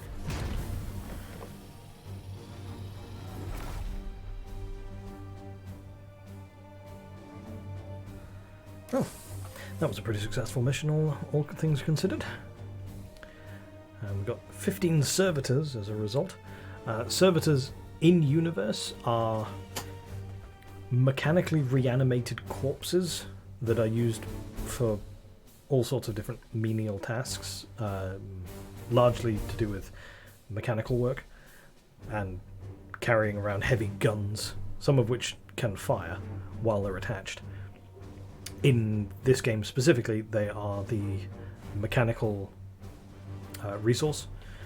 So you need servitors to be able to repair anything on the ship that gets damaged.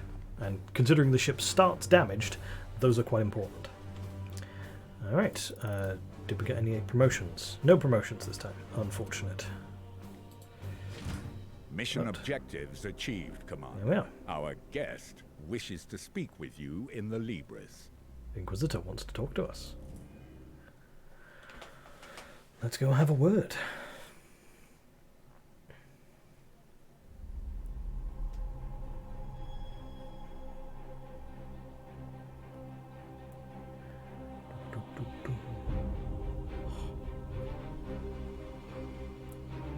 Music in this game is also just amazing.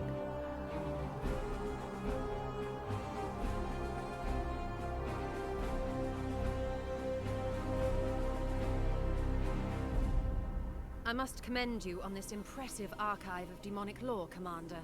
It rivals some I've seen in inquisitorial fortresses. Well, it's not mine personally, but you know. I will require it as a base of operations for my studies.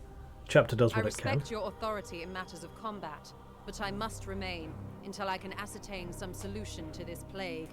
I am, of course, open to recommendations on which lines of study you feel would best serve the mission. I must insist, however, on beginning my research with a necropsy of the Poxwalker carcass your brothers recovered. I am certain they hold a key to understanding this corruption. That's entirely possible. Open to suggestions on lines of inquiry, which means I tell her what to research. And here we I go. will conduct a necropsy of the recovered corpse to see what I can learn. There we go. So, down here, I believe that's where it shows the prerequisites. So, some of them you need to have unlocked certain levels of research before you can get to the next levels. Pretty standard. The Poxwalkers we discovered on Koromar are a sign of some malevolent force behind this plague. I am certain that within the carcasses of the infected I will find further clues to its source. Yep. Research time 30 days. I shall begin at once. Inform your crew that I am not to be disturbed. Oh, don't worry. I'm pretty certain that they will not want to disturb you. Ah, no. Down at the bottom of the book is what is currently being worked on. Commander, I toil with a critical lack of resources. I request you attend me in the manufactorum. Oh dear. Lunette toils with a critical lack of resources. We need to go sort that.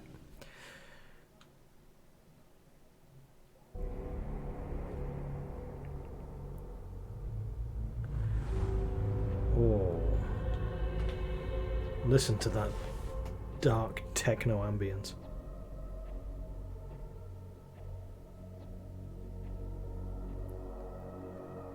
Somehow ethereal and mechanical all in one go. Which is perfect for the Mechanicum.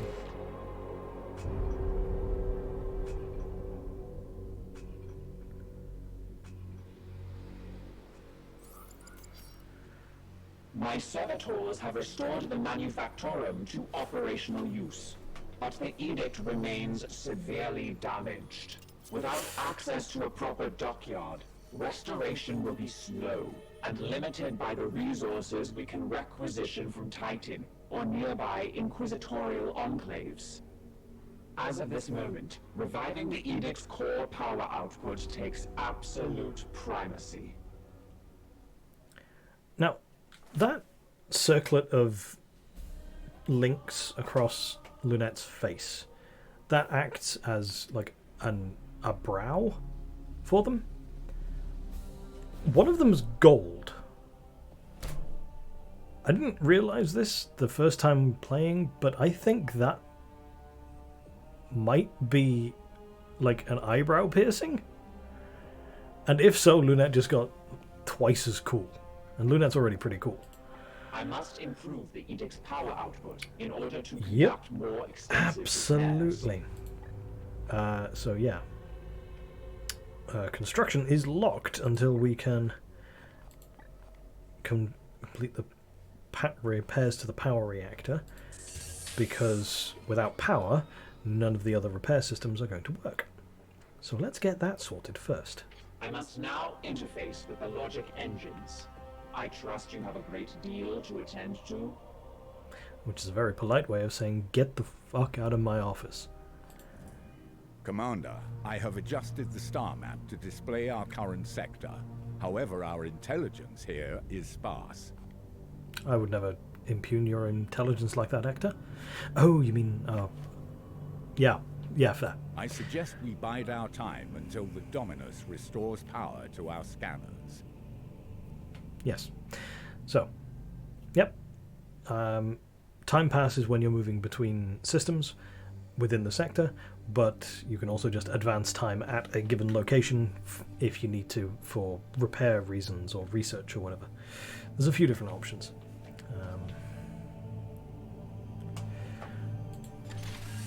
Okay, let's pause. Let's go, and the countdown is down here, which is nice.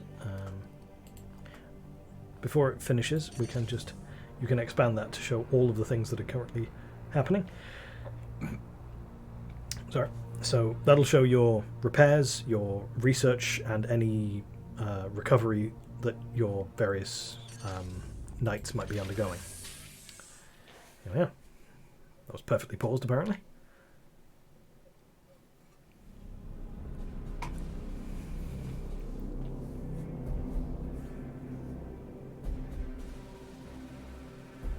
The Dominus has restored the star map to its full function. Hurrah! Now we can actually see where we're not going. We are receiving a barrage of scanning data and astropathic scrapings from across the sector. This plague appears to have already spread its tendrils far and wide.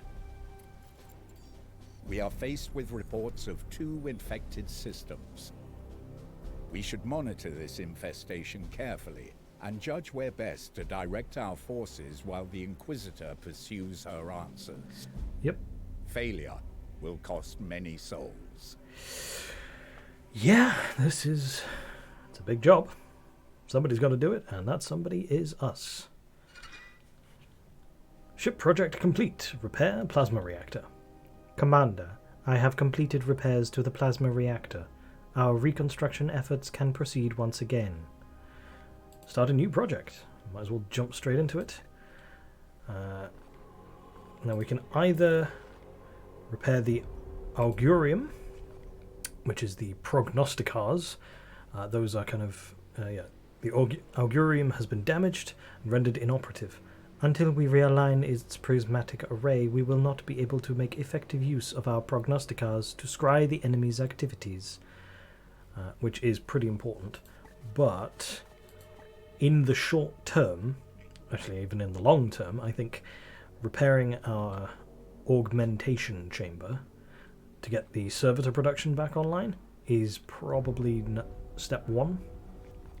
So, actually, which one's faster? That one takes 9 days, costs 4 servitors. That one costs 2 servitors and 12 days. But I do want to get that one done first, so we will jump into that one.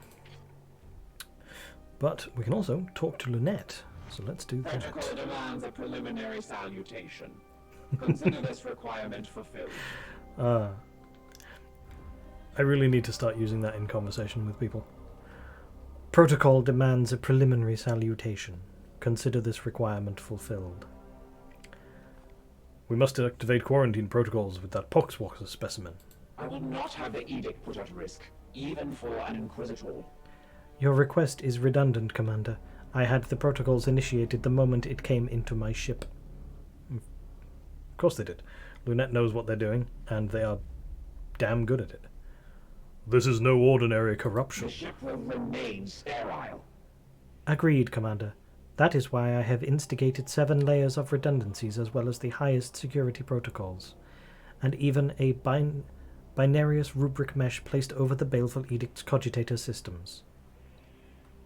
So that's all of the highest level securities. 7 extra layers and a firewall.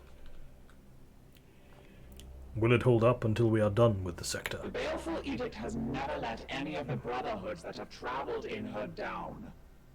Still, the Inquisitor's demands are exacting.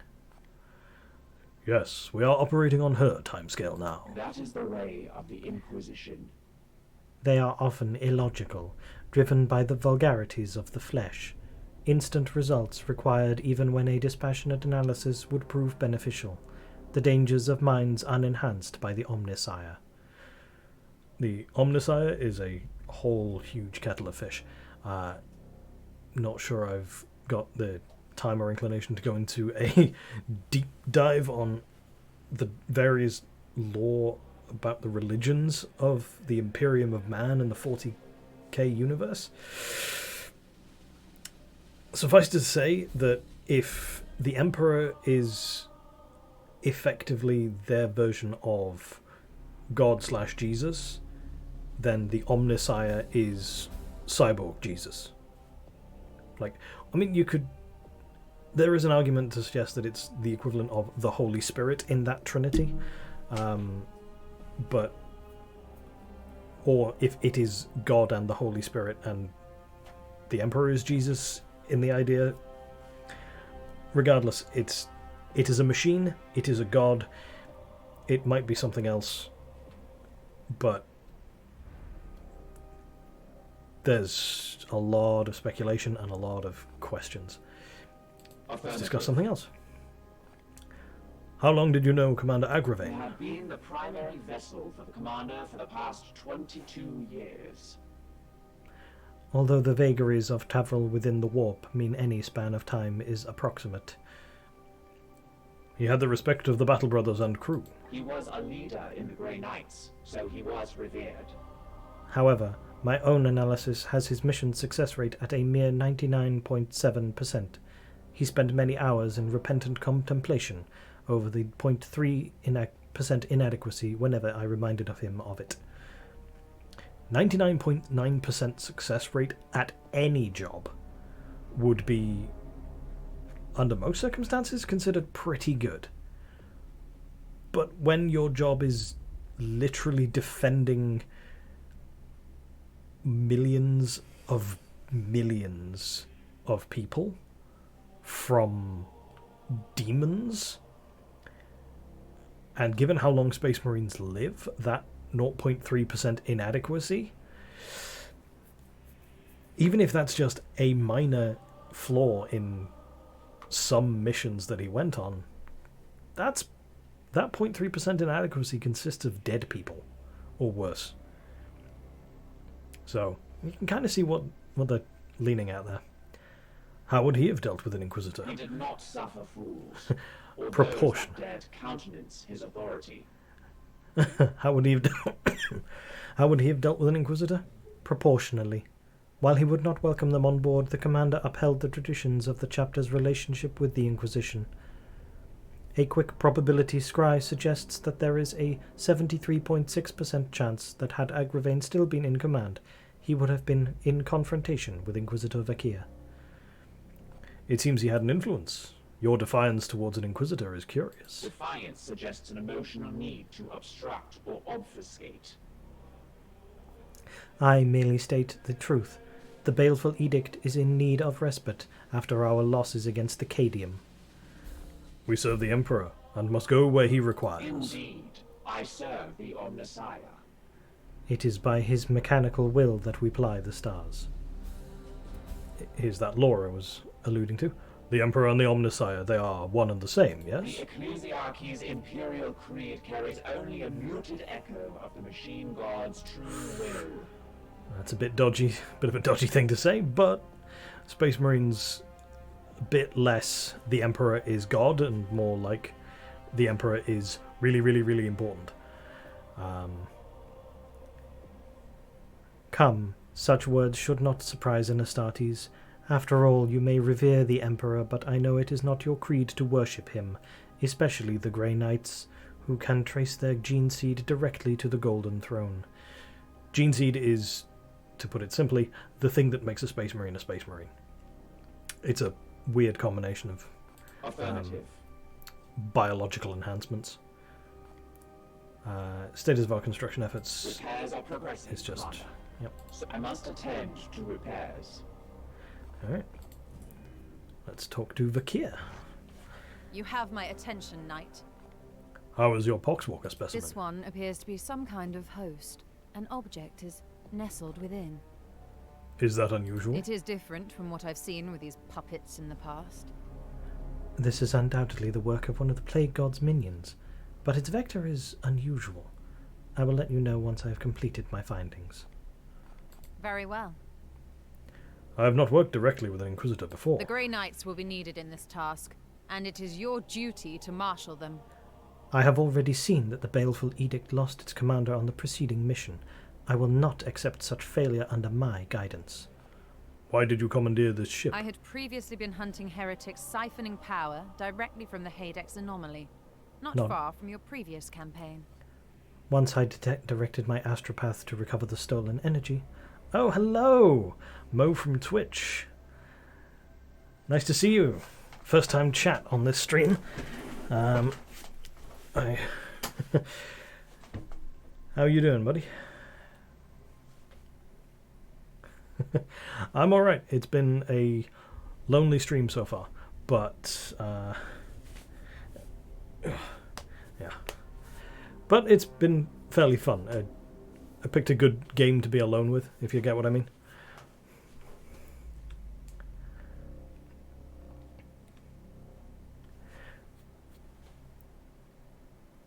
Yes, this is the XCOM style 40k game. Definitely 40k, you can tell just by the aesthetic of it. There's skulls all over. Yeah, so I could give you a recap on what's been happening so far, but I think if you wanted the story, you can sort that out yourself. And like, worst case scenario, there will be a VOD, either of me or of various other people playing it. Yeah, so... Oh yeah. Yeah, we'll get into a mission pretty shortly, I think. Currently just doing some of the lore bits, so I'll just carry on with that for now. Divining the visions of astropaths is an art in itself. Yeah. Yep. But it is an omen both dire and imminent, of that I'm certain. Yeah. The way this game sorts itself out is you basically play the final mission of the Grey Knight's previous campaign as the tutorial, and then... Very well. My research beckons. When the ship is on its way back to Titan to do all of its repairs and replenish its troops and all that sort of thing, the plot arrives in the form of Inquisitor Vakir and an astropathic message. So, yeah, this is our... Do you seek wisdom, Commander? Big buddy Ektar. Ancient, but might be of some help. She let's already just... makes demands on a ship badly in need of restitution. Honor bound Even to we honor. must respect the authority of the Inquisition when the situation demands it. Yes, because we are Grey Knights, and that's what we do. It is a term that has fallen out of fashion. Yet it is an ancient law that each inquisitorial ordo has a dedicated military arm to use when they require. We, in theory, can be called upon by the Ordo Malleus, to which she belongs. It was a strategic decision. Ancient customs invoked, yes. Certainly. It seems the why are Emperor you not has in other charge? plans for me. A matter between myself and the Emperor. I hope I Service can be of invaluable. some use. Hope He to had justice. a fitting end to his noble life. Why the Blood God? Why indeed, Yada, yada. it is not my place to say. Alright. Yeah. Certainly. I hope that aids you, brother. So that training mission, the training/tutorial mission, is the main enemies you're up against there are Bloodletters and a Greater Demon of Khorne, but it's all very, very scripted. So here's the start. Ready ourselves for the trials to come. Yes. Awaiting your orders. Alright, so no signs of enemy activity. Let us hurry up and wait. Oh, Mo, while you're in the chat, how are the volume levels? I have been recording and streaming with basically no feedback on that. So how's the music? Sound effects? Excellent. You can hear everything. Game music, dialogue from the game, and me.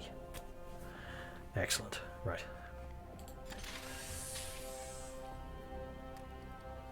Doobie-doo. Got some... Oh no! Bloom spawn detected. Prognostica Choir has detected the presence of 3 new eruptions of bloom activity in the sector. We've informed Titan and must act on these new incursions to the best of our ability.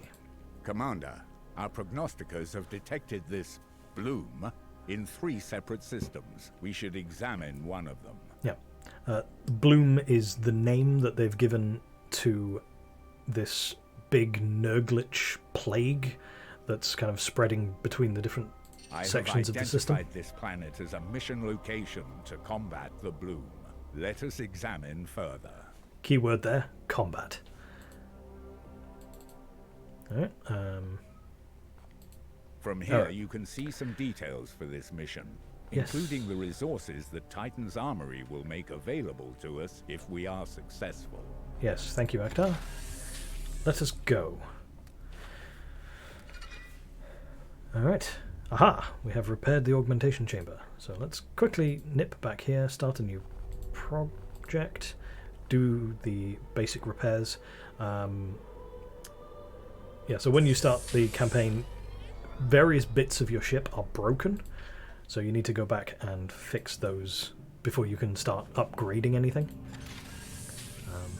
It's a pretty neat narrative device to say why you don't have access to all of the ship's facilities straight off the bat. Fortunately, you do have access to the teleportarium. Alrighty, so let's start the mission. Alright. Yes. Big, heavily armoured Grey Knight boys. Lovely. Oh yeah. The battle barge it's gorgeous. I mean, this whole game is just... It's very, very well designed. Alright. Now. You can do bits of customization on these guys. You can customize the loadout. This guy's got 2 swords, a short-range teleporter, and a storm bolter, because they've all got storm bolters. But you can also rename them. So, do you want me to name one of the Grey Knights after you? Or name him something that you think sounds cool? Oh yeah, it's absolutely XCOM. It's fully XCOM. No question whatsoever. It's XCOM, but in various ways so much better. Brother Thomas works, yeah.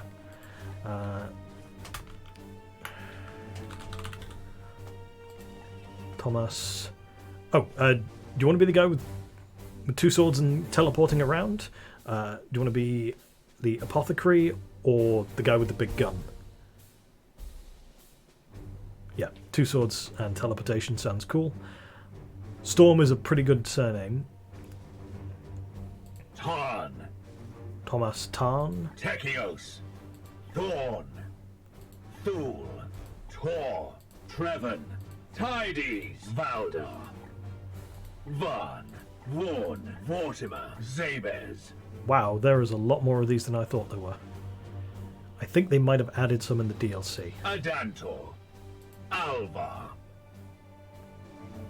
That sounds pretty cool. Thomas Alvar. And it makes me think of elves, which I kind of associate with you for historical reasons.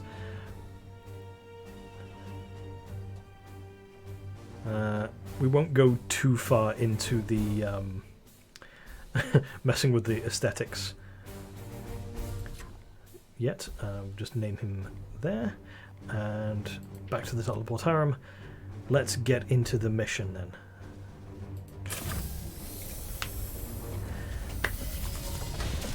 Here we go. Teleport down to the planet. Let's get ready to kill some fools.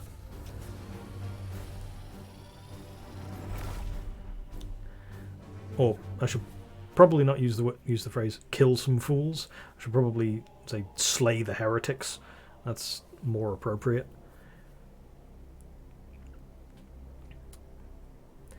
Yep.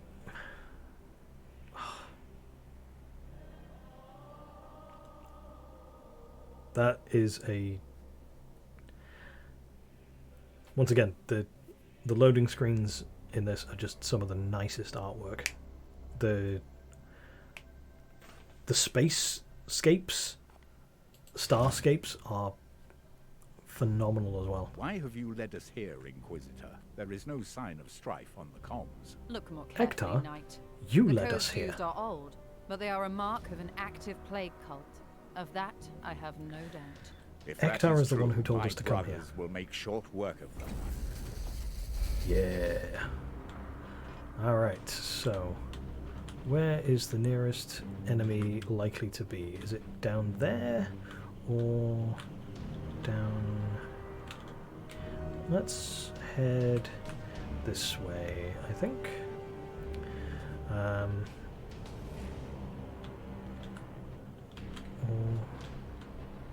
How far does this go in that... Yeah, it definitely doesn't go very far in that direction, so we are going to be wanting to go up this way. This is me. We strive. So I am the big tanky boy. Let's get everybody up here. At your service. Affirmative. Stairs? Who needs stairs? Here. On the way. Is it fractionally faster for Yes, these guys to Commander. climb up a wall than it is to walk? If so, they will climb up the wall. It's... It will be done. Look at this. Yep. The foe is close. Let the hunt There we continue. go. Right. Okay. Your command. So let's... It will be done. And... At once. Bring you around there. So, one of the... You'll notice I was switching between the knights as we were going through there. One of the main... I am with you. like... Yep, there's the guys. So, yeah, through the door is probably the best option. Here to serve. One of the main kind of quality of life improvements that this game gives you over XCOM is...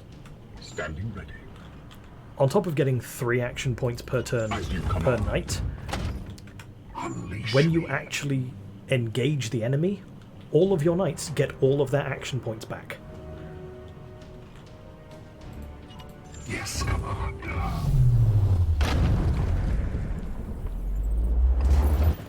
That never gets boring. That just... At once. I never get tired of seeing these guys Your boot the orders. doors down like that.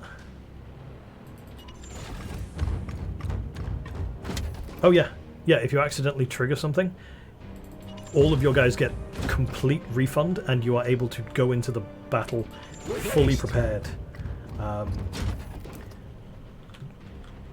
The only downsides you have to Affirmative. accidentally triggering them is if you've got one of your knights that you've sent like a way off.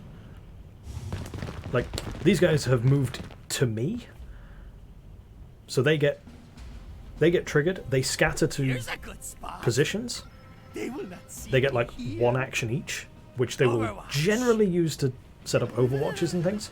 Just wait. Yeah. Heretics! Let us slay the heretics. Yeah. And then we get all our guys back. Oop, I am here to serve. oh no, you are currently in the Overwatch zone.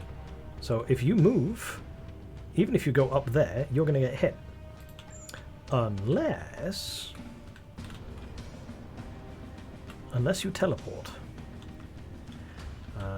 Although you can't actually teleport anywhere that's super useful. Although you could teleport here and just shoot them.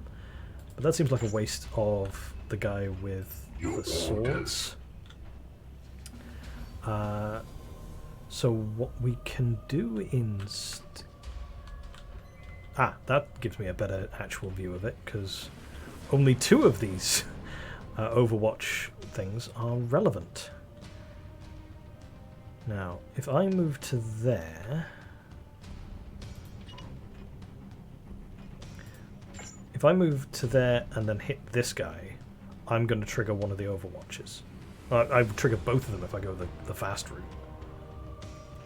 But what I can do instead is lob a grenade.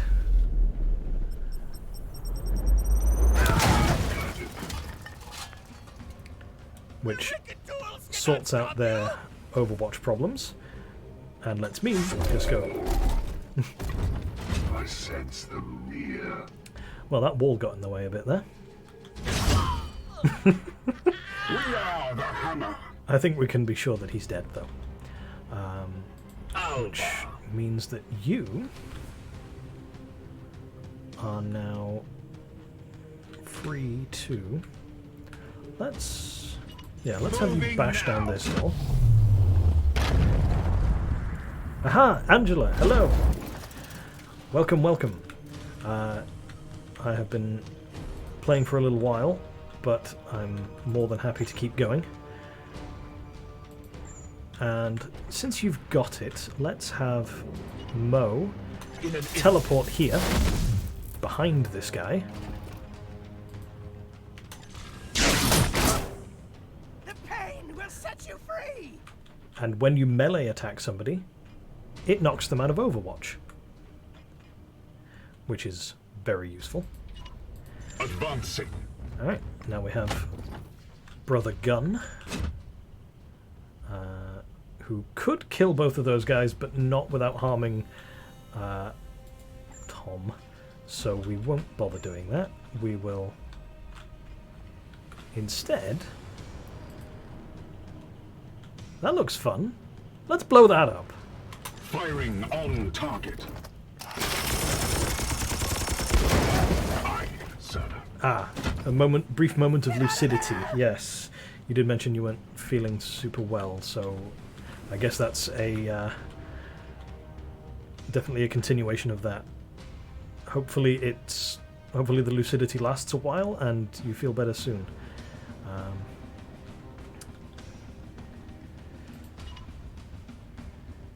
Eyes on. Let's bring this guy around here. And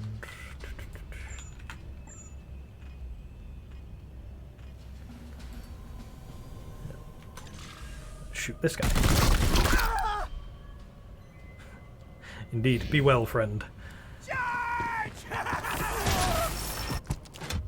Why did he do that?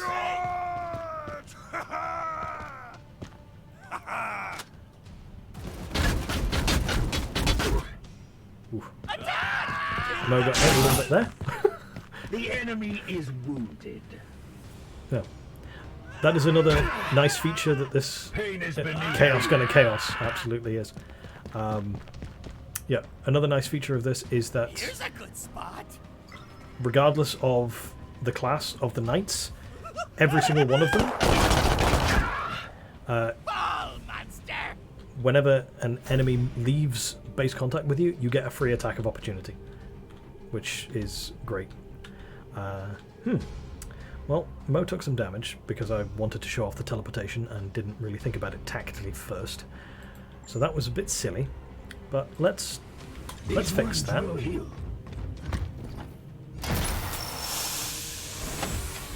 My wrath is restored, brother. And then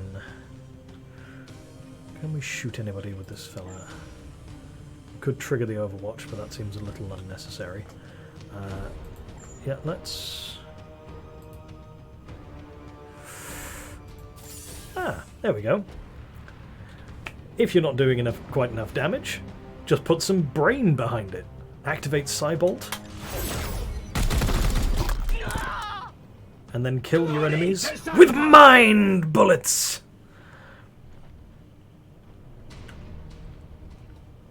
Okay. Let's think harder to kill harder. Indeed. Hack and slash. You've got 2 actions left, so killing that guy is quite totally fine. Can't quite activate that. And we can... Ah! Yeah, let's shoot that guy. We slay the darkness. That's telekinesis, Kyle. Yes. That was the reference. It is always the reference.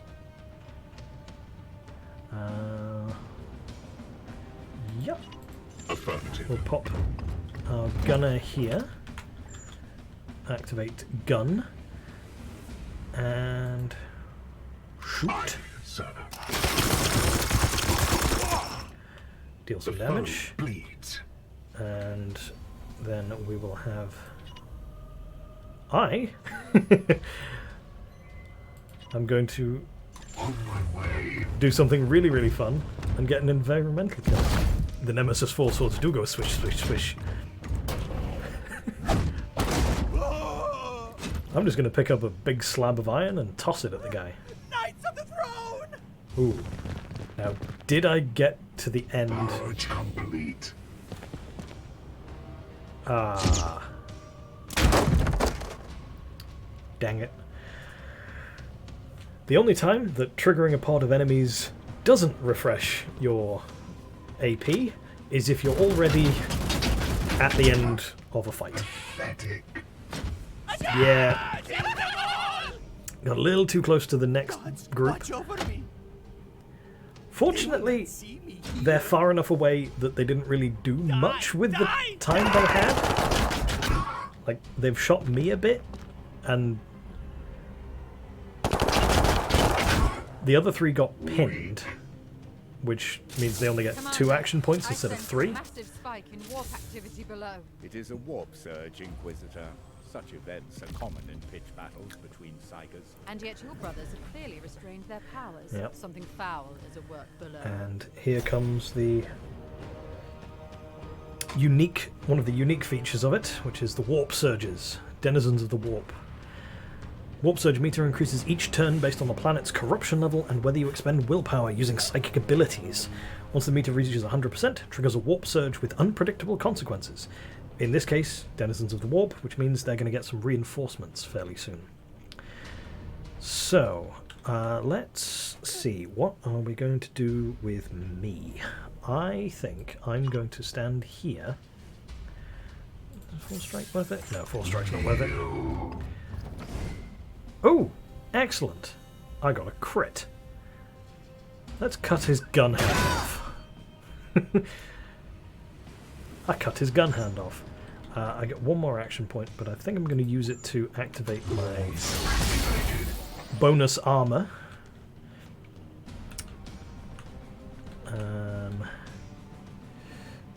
My gunner. Yep, let's pop him here. Let's see who we want to shoot. I think we want to shoot this.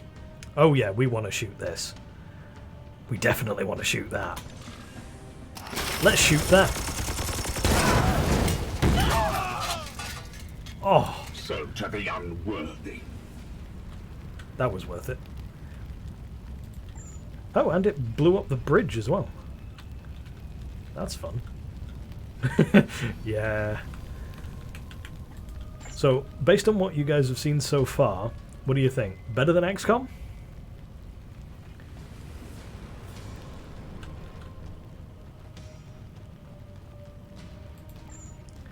Where do we want to teleport you to?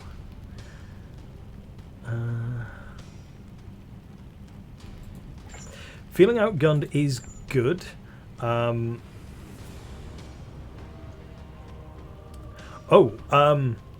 Yeah, the power fantasy element of it. This is mission 2, to be fair. Not counting the tutorial. These are the shitty enemies. This game has layers of enemies. You've got the Poxwalkers, which are basically zombies that just shamble towards you and hit you with a stick. These guys, who have guns and some mild tactical awareness. Then you have Plague Marines.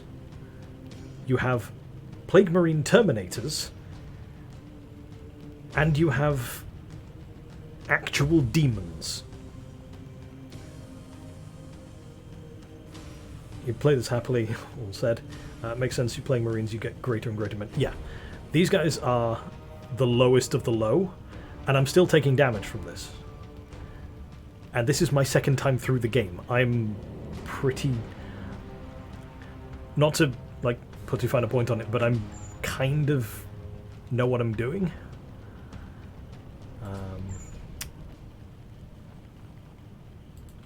We have the AP and the willpower. Let's teleport down here and hack this guy's face off. Enemy down. And let's just move our apothecary over here. Because those guys are on fire.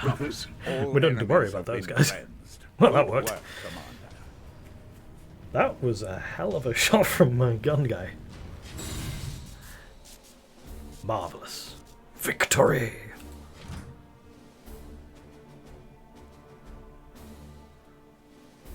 Yes. Yeah. I'm currently playing it on Ruthless difficulty level, which is the 3rd of 4. There's Merciful, which is very merciful looking from the changes it makes. Standard, Ruthless, and Legendary. And there's also the Iron Man, or in this case Grand Master mode, which disables saving. It auto-saves for you, so if one of your guys dies, he's dead. But yeah. Kill all enemies. We killed all the enemies. Did we level up anybody? Yes! The other 3 leveled up. Excellent. So, no save scumming mode. Yeah, basically that. Because you can kind of save scum if you really want to. Intel and Nvidia is still the benchmark for processor and GPU. I believe so, yes. One of the computer I've got, one of Laura's best friends, her husband just is a computer guy. So I basically said, I want a gaming PC, can you help me build one? And then he helped me build one.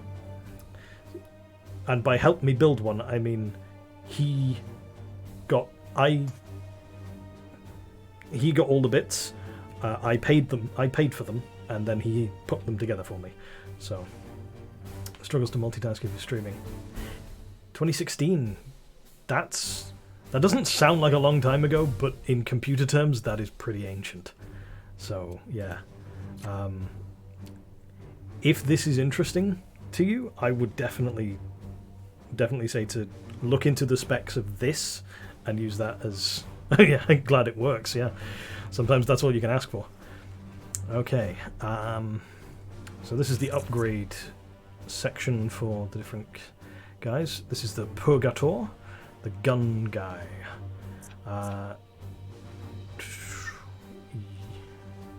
Yes. Yeah, more of a console anyway. Yeah, I was for the longest time.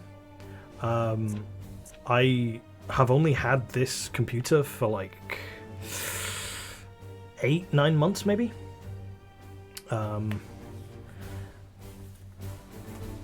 And which is one of the reasons that I haven't really done a huge amount of gaming on it, even though that's why I got it.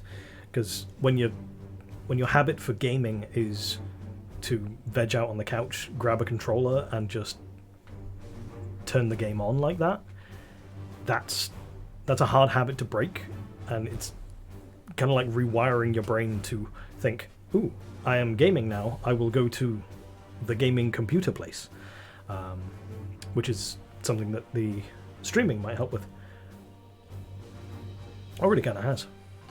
Yeah, it's taken streaming to do that for you. Yeah, absolutely. I can 100% see that. So, in terms of the shooty shoots, that's silencer. That is support fire. We definitely want support fire. When an enemy is shot within this knight's weapon range, he will also shoot at them to deal +2 damage to the target. Yeah, that is absolutely the one we want. So we will be going that way and that way.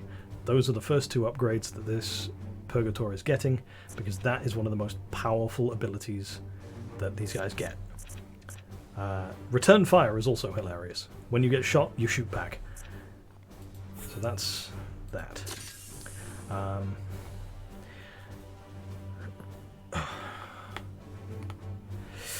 Alright. The Interceptor we named after after Tom. Upgrade to swap. That is a the teleporter that swaps position between you and another battle brother is useful, but the main reason to take that ability is to unlock Teleport Strike, which is one of the most hilarious things in this game.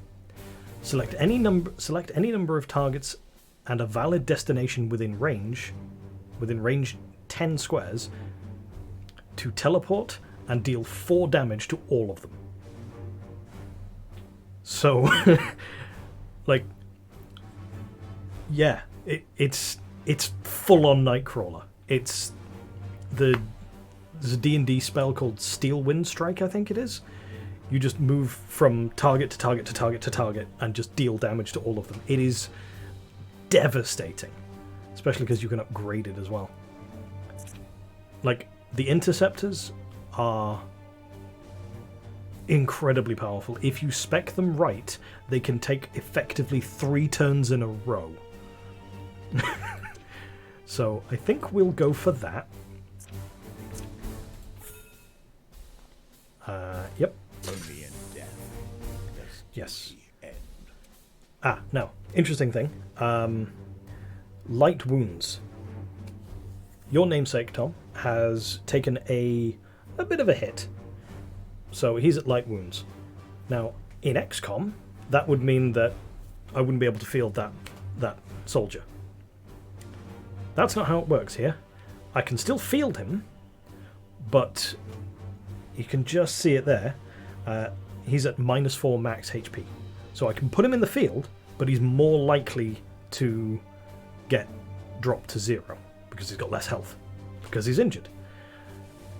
But if you have someone that you really, really, really want on a particular mission for whatever reason, you can do it even if they're injured. Or if all your guys are injured, you can still field a team.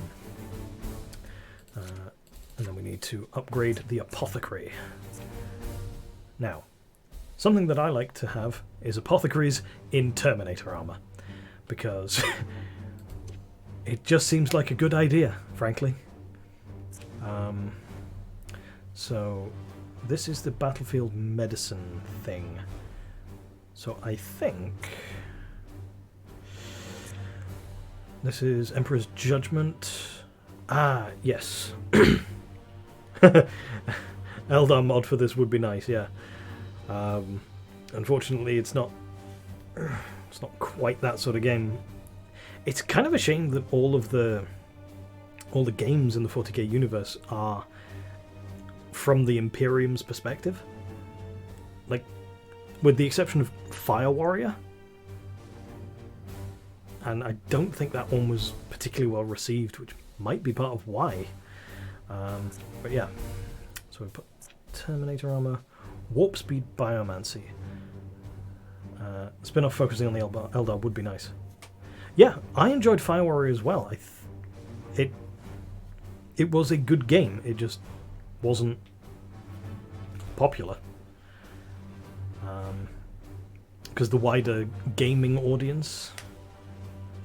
Bolters felt suitably devastating for once. Yeah, they do. They really do. So warp speed biomancy, scourging. Yeah, fluff accurate. Like actually firing mini explosive, like huge explosive rounds in bursts. Yeah. But so that's Emperor's Judgment. That slows people down. That ups the movement. Well, that's plus willpower. I think we'll go for the bonus willpower, just to round out the central.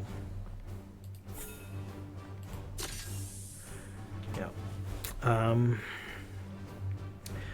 I asked Mo this, so I will give you the option, Angela. I can name one of these Marines in your honor if you'd like, or by a name that you choose, if the alternate would be a bit weird. Any preferences? Or would you rather not?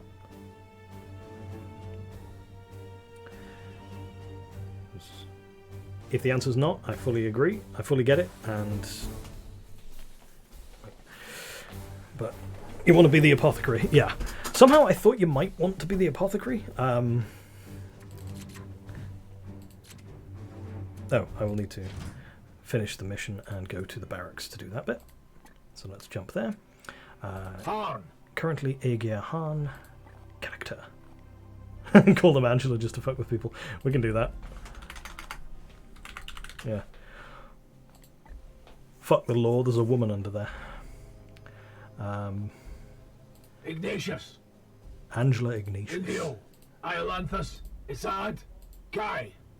Kane. Angela Kane. Kane's a decent name. Kalmar. Cairn. Yeah. Kalmar. Angela Kane. Yeah. Now, regardless of whatever else, I'm pretty sure this particular knight will leave something of a legacy behind.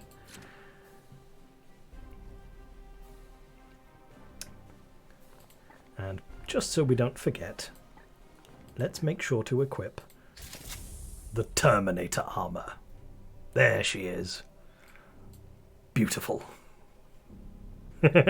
Yes, you got it.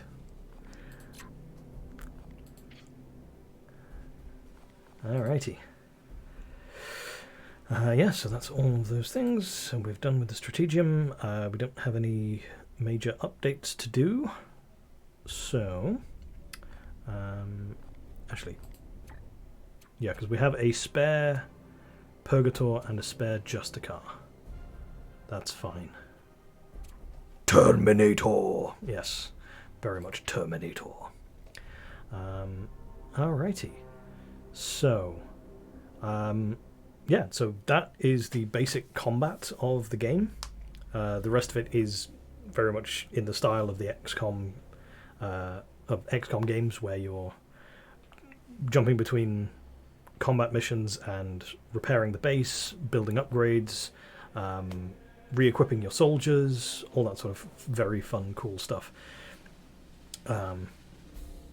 The Inquisitor, who is a lot of fun, is your research source, and the right page here is where you get your kind of a lot of your passive resources, passive research. Sorry, that's things like reducing the warp surge frequency,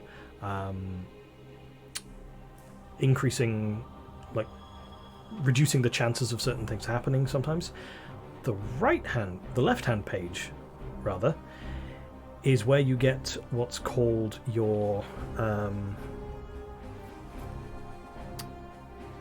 I can't actually remember the name for them now, but your kind of in-mission strategic options.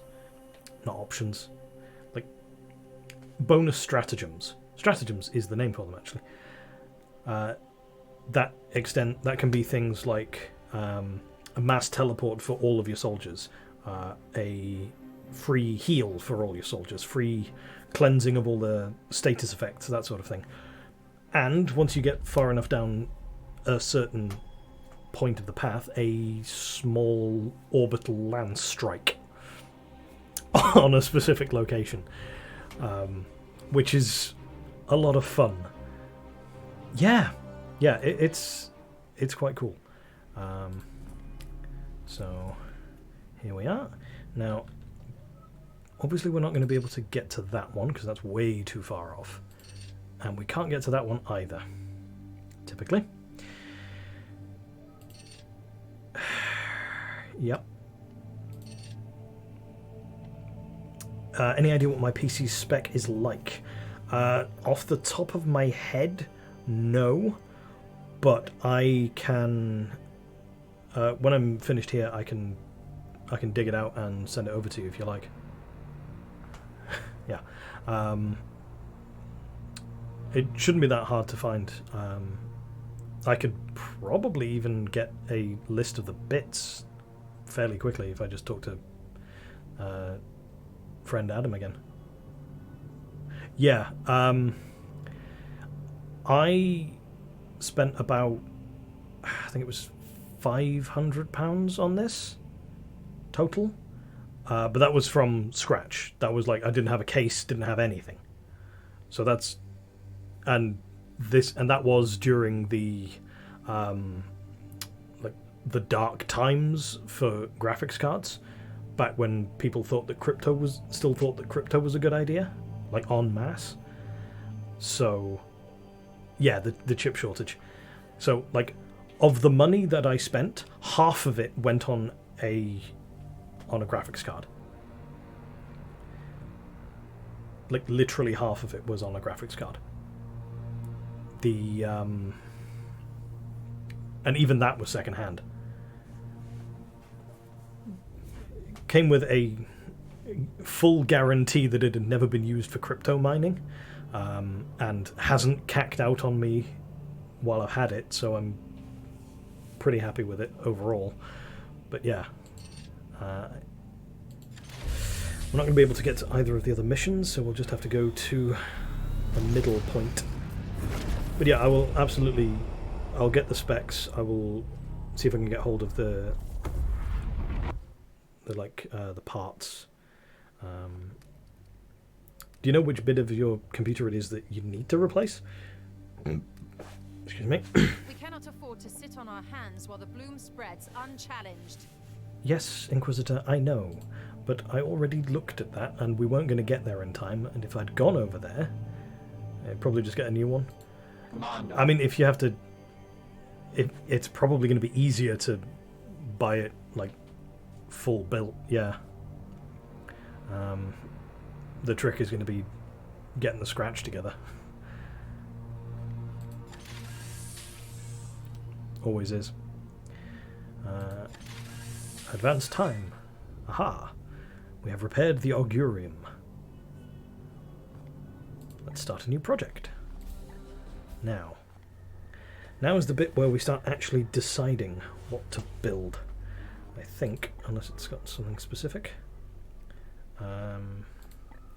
Alright, yes, I can upgrade the plasma reactor, because, yeah, all of the actual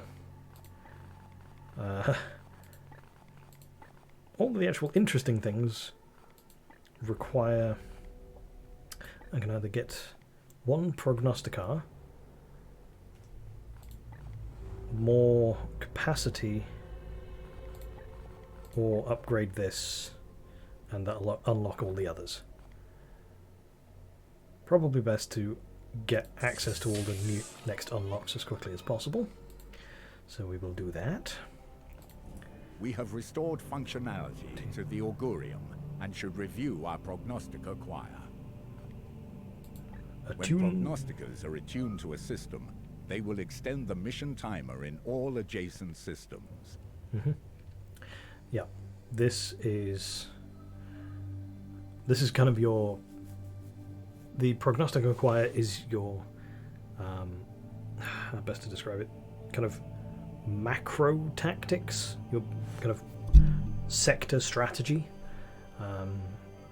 They reduce the corruption level, which is the overall difficulty. Not quite difficulty, but it's one of the layers of difficulty. Enemy types detected for missions, so it tells you what you're going to be up against, so you can kind of kit yourself out appropriately.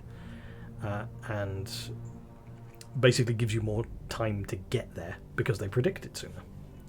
I don't have any yet, so at the moment, kind of just have to sit on my hands and wait. Research is finished. Lovely. Time for cutscene.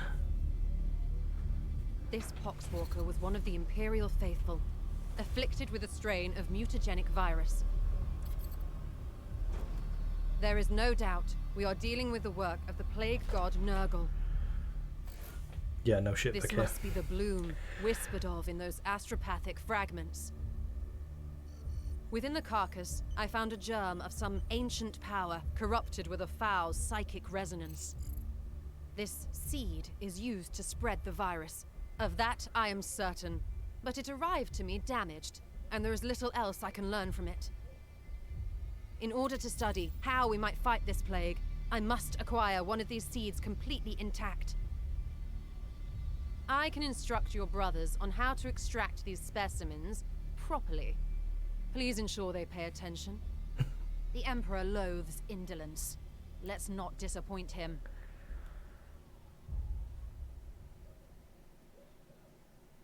Well, she's smug. This is Inquisitor Cartha Vakir of the Ordo Malleus. I Speaking am of alumnus smug. of Evixia Danica. Access code Clarion Magenta 111721. I require immediate response from Titan. This is Grandmaster Vardan Kai responding, Inquisitor. This act borders on heresy. The screams of the astropods you burned already reverberate through the warp. It is fortunate for you that I am prosecuting a campaign in the nearby Chimera system. I suggest you explain yourself, and quickly. Grandmaster, I have commandeered the baleful edict. We face... You have seized a Grey Knight strike cruiser. As is my right, I have foreseen dire omens for this sector. Yep. Already Nurgle's poxwalkers roam free. Oh, indeed. I'm surprised an agent of your pedigree is not equipped to deal with such lesser threats of chaos. Agravain, perhaps you can clear up this nonsense for me. My lord, he fell in battle during our last no. campaign against the Cadium cult. We had been returning to Titan for repairs when this Inquisitor intervened. Ah, Brother Ektar, that is sorry news. I trust then that you have appointed one of our brothers to act in his stead. Well, speak up then, Commander. What say you to this Inquisitor's story? So, what do we think we should say to Grandmaster Andy Serkis? At least I'm pretty sure this is Andy Serkis. He is in the game, and I'm barely certain it's him. So we can either agree with the Inquisitor, return to Titan, or discuss the Bloom Seed. Yeah, I know. Andy Serkis in a fucking 40k game. That's... Yeah. Now that I have the name in my head, I was listening for it, and it can definitely... You can kind of tell. Nobody else sounds like him anyway. So... Yeah, we need to either... basically side with the Inquisitor. Yeah. Yes, I am very interested to find out what they're doing with Henry Cavill. Because that's going to be very interesting.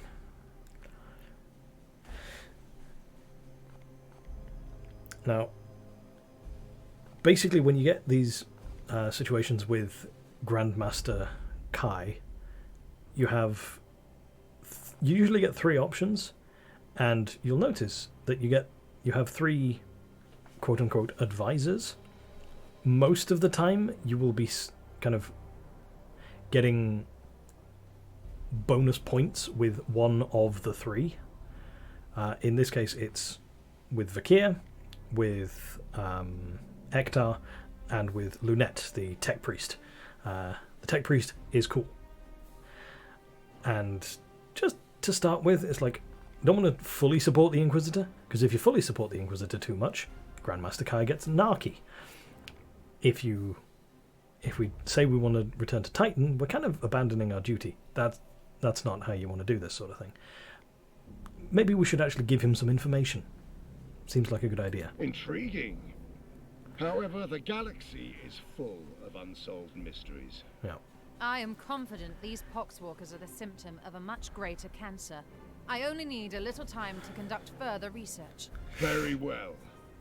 I am not in the habit of second-guessing those under my command, that is, until given a good reason. I will leave the baleful edict in your care. You have my thanks, Grandmaster, but there is yet another reason I desire to speak with you.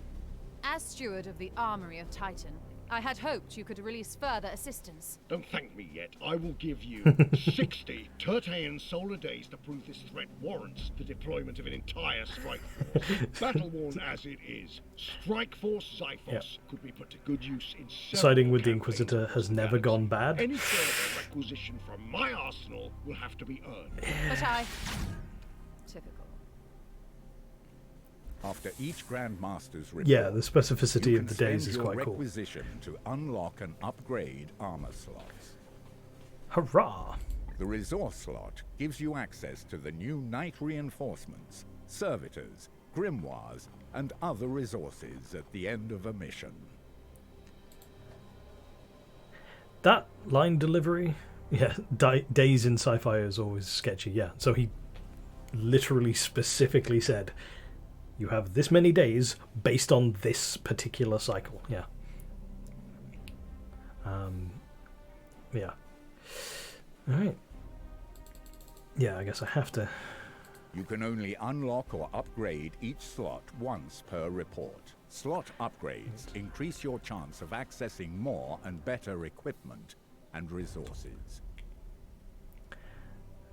Yes, thank you, actor. I do know how this works. Don't think we need to get new knights so much immediately. Okay, we've got 7 requisition available. I think that I am going to suggest, and by suggest I mean basically do, that we start getting some equipment for the missions. Yeah, getting armor, weapons, those seem like a priority at the moment. Because we can only take 4 guys with us, and we have 6 available. So I don't think we need to get new knights just yet. Especially not until we've upgraded the barracks so that the knights that we get are of a higher level.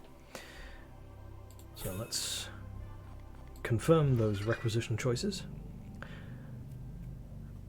Research project complete. Emperor protects, but having a loaded bolter never hurts. Exactly. Especially if it's a storm bolter. Within the carcass, I found a psychically infused seed, a germ of some ancient power now corrupted with foul spiritual resonance. The seed tied to the spread of this bloom, but it was damaged in the Poxwalker's destruction. The next step must be to extract one of these psychic seeds whole from a functioning host. Seed extraction unlocked. Start new research. Research menu. Here we are. That's more helpful. So yeah. Warp field penetration. This is the first stratagem.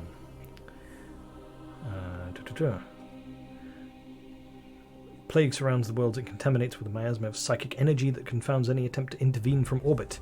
With careful study, I believe we can penetrate the shield and project psychic powers onto the battlefield. So yeah, we need to unlock the ability to use stratagems first. Heal 1. Yeah, and it also unlocks Quicksilver, which doesn't actually tell me what Quicksilver is just yet, but I'm sure it will once we've unlocked it. That's going to take 20 days to unlock. The other things we have access to are Psychic Attunement. Prognosticar's potential has been underused, and their predictions could be honed into an effective purgative against the bloom. It won't be enough to turn the tide, but may hold back this foul contagion until we find a way to destroy it. Prognosticars reduce corruption in a system by a further -2. We don't currently have any prognosticars, so that's not a priority. And this, research the seed. Can't do that one yet because we need to actually get a pox seed. So, research the warp field penetration. That seems like the choice. Alright. Now, everybody wants to do a bit of talking. So this is lore unlocking stuff.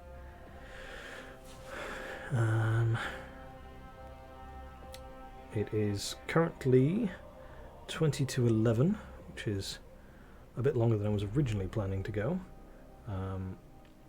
But if you guys are actually hanging out, I might carry on if you want. If nothing else, we can... Actually, let's talk to Lunette first. Let us be efficient. Commander, let us be efficient. Yes. Let us always be efficient. At last we can dispose of the Poxwalker corpse. An unclean, organic thing fouling my ship. You got a dip? Yeah, that's totally fair. Slather on medication. Absolutely fine. Yeah. I'll wrap up the talky bits and then I will call the stream there. Nobody's jumped in from anywhere else. Welcome to Twitch, yeah.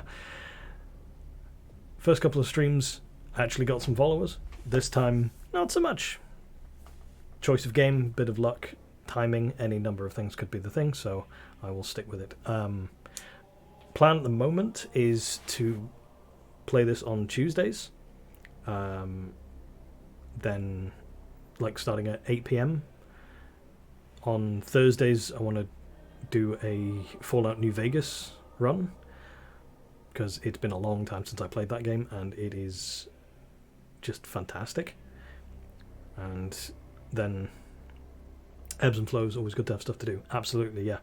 And then the other one I've put on the schedule, I think, is just a general kind of indie game thing on Saturdays, also in the evening, which is either going to be something like FTL again, because that's just a fun way to unwind over the weekend, or things like Blasphemous, because I still haven't actually played that one, and Death's Door, which I not sure I actually bought that one yet, but I will be doing, because Mo recommended Death's Door, so I want to give that one a shot. Waiting for new input. Alright, okay, that's everything to there. Vakir. You have my attention, Knight. Plague is spread through these seeds. It is not so simple. This disease... Yeah, night Mo. Later. This disease proliferates quickly. Too quickly for these seeds to infect each new case through direct physical contact. My current theory is that the seeds emit some kind of psychic field to help catalyze the spread. The seed from the sample we collected was destroyed. I need the seeds intact for further study. If I wanted brute force, I would have sought out the Iron Hands. That's slightly savage. If we must. This isn't your first encounter with Warp Spawn. The Grey Knights and Inquisition have worked together since the earliest days of our orders. Yours serves as the hammer, while mine is the arm and the will to wield it. This is knowledge you must already possess, Commander. Are you testing me? We are equals in this endeavor, then. We each have our own role to play as partners. Yes, partners in my mission. Can I trust you with the lives of my brothers? Know that I will not sacrifice your men, unless the need is great. If we must. Yes, you've taken enough of my time.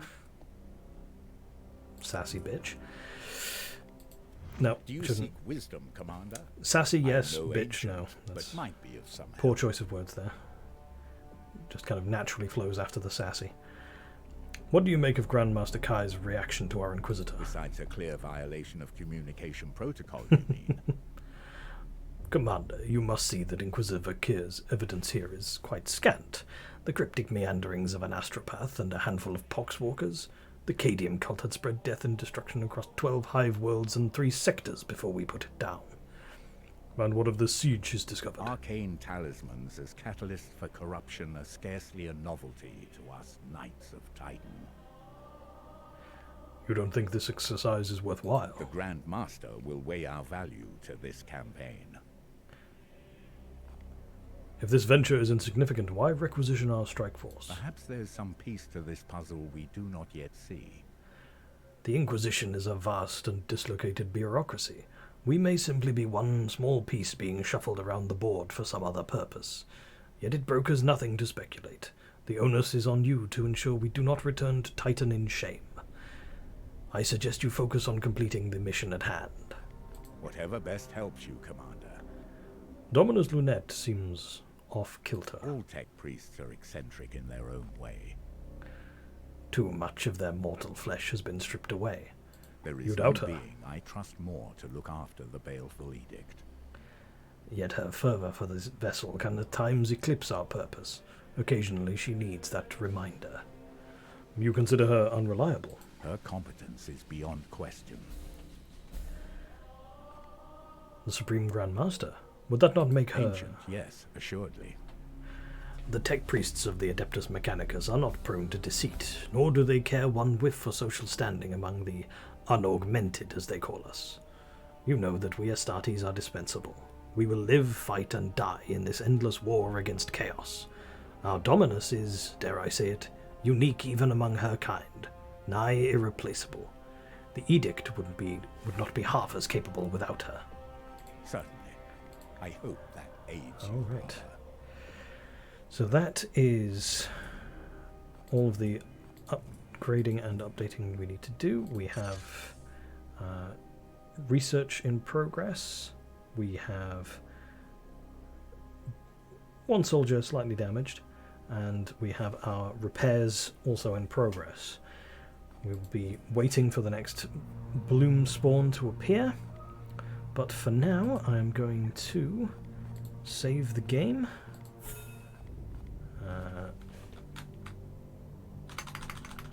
Let's call it what it is.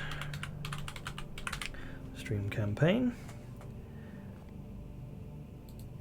Save it there. Make that nice and obvious. And then that should be everything. So, I'm pretty sure Mo and Angela have left for now. But if there's anyone here who has been lurking in chat that I haven't noticed, then hello and goodbye. If you're here watching the VOD, thank you for what support that is. I'm prone to watching VODs myself, so thank you very much. And hopefully I will see some people next time we do this. Like I said, Tuesday plan is to keep playing this. Just leaving now. Good game, yes. See you soon, Angela. Hope you feel better tomorrow. But yeah, as I was saying, the plan at the moment is Tuesdays I will be streaming this one. Warhammer 40,000 Chaos Gate Daemonhunters with the DLC. On Thursdays, this Thursday I will be starting up a New Vegas, Fallout New Vegas stream.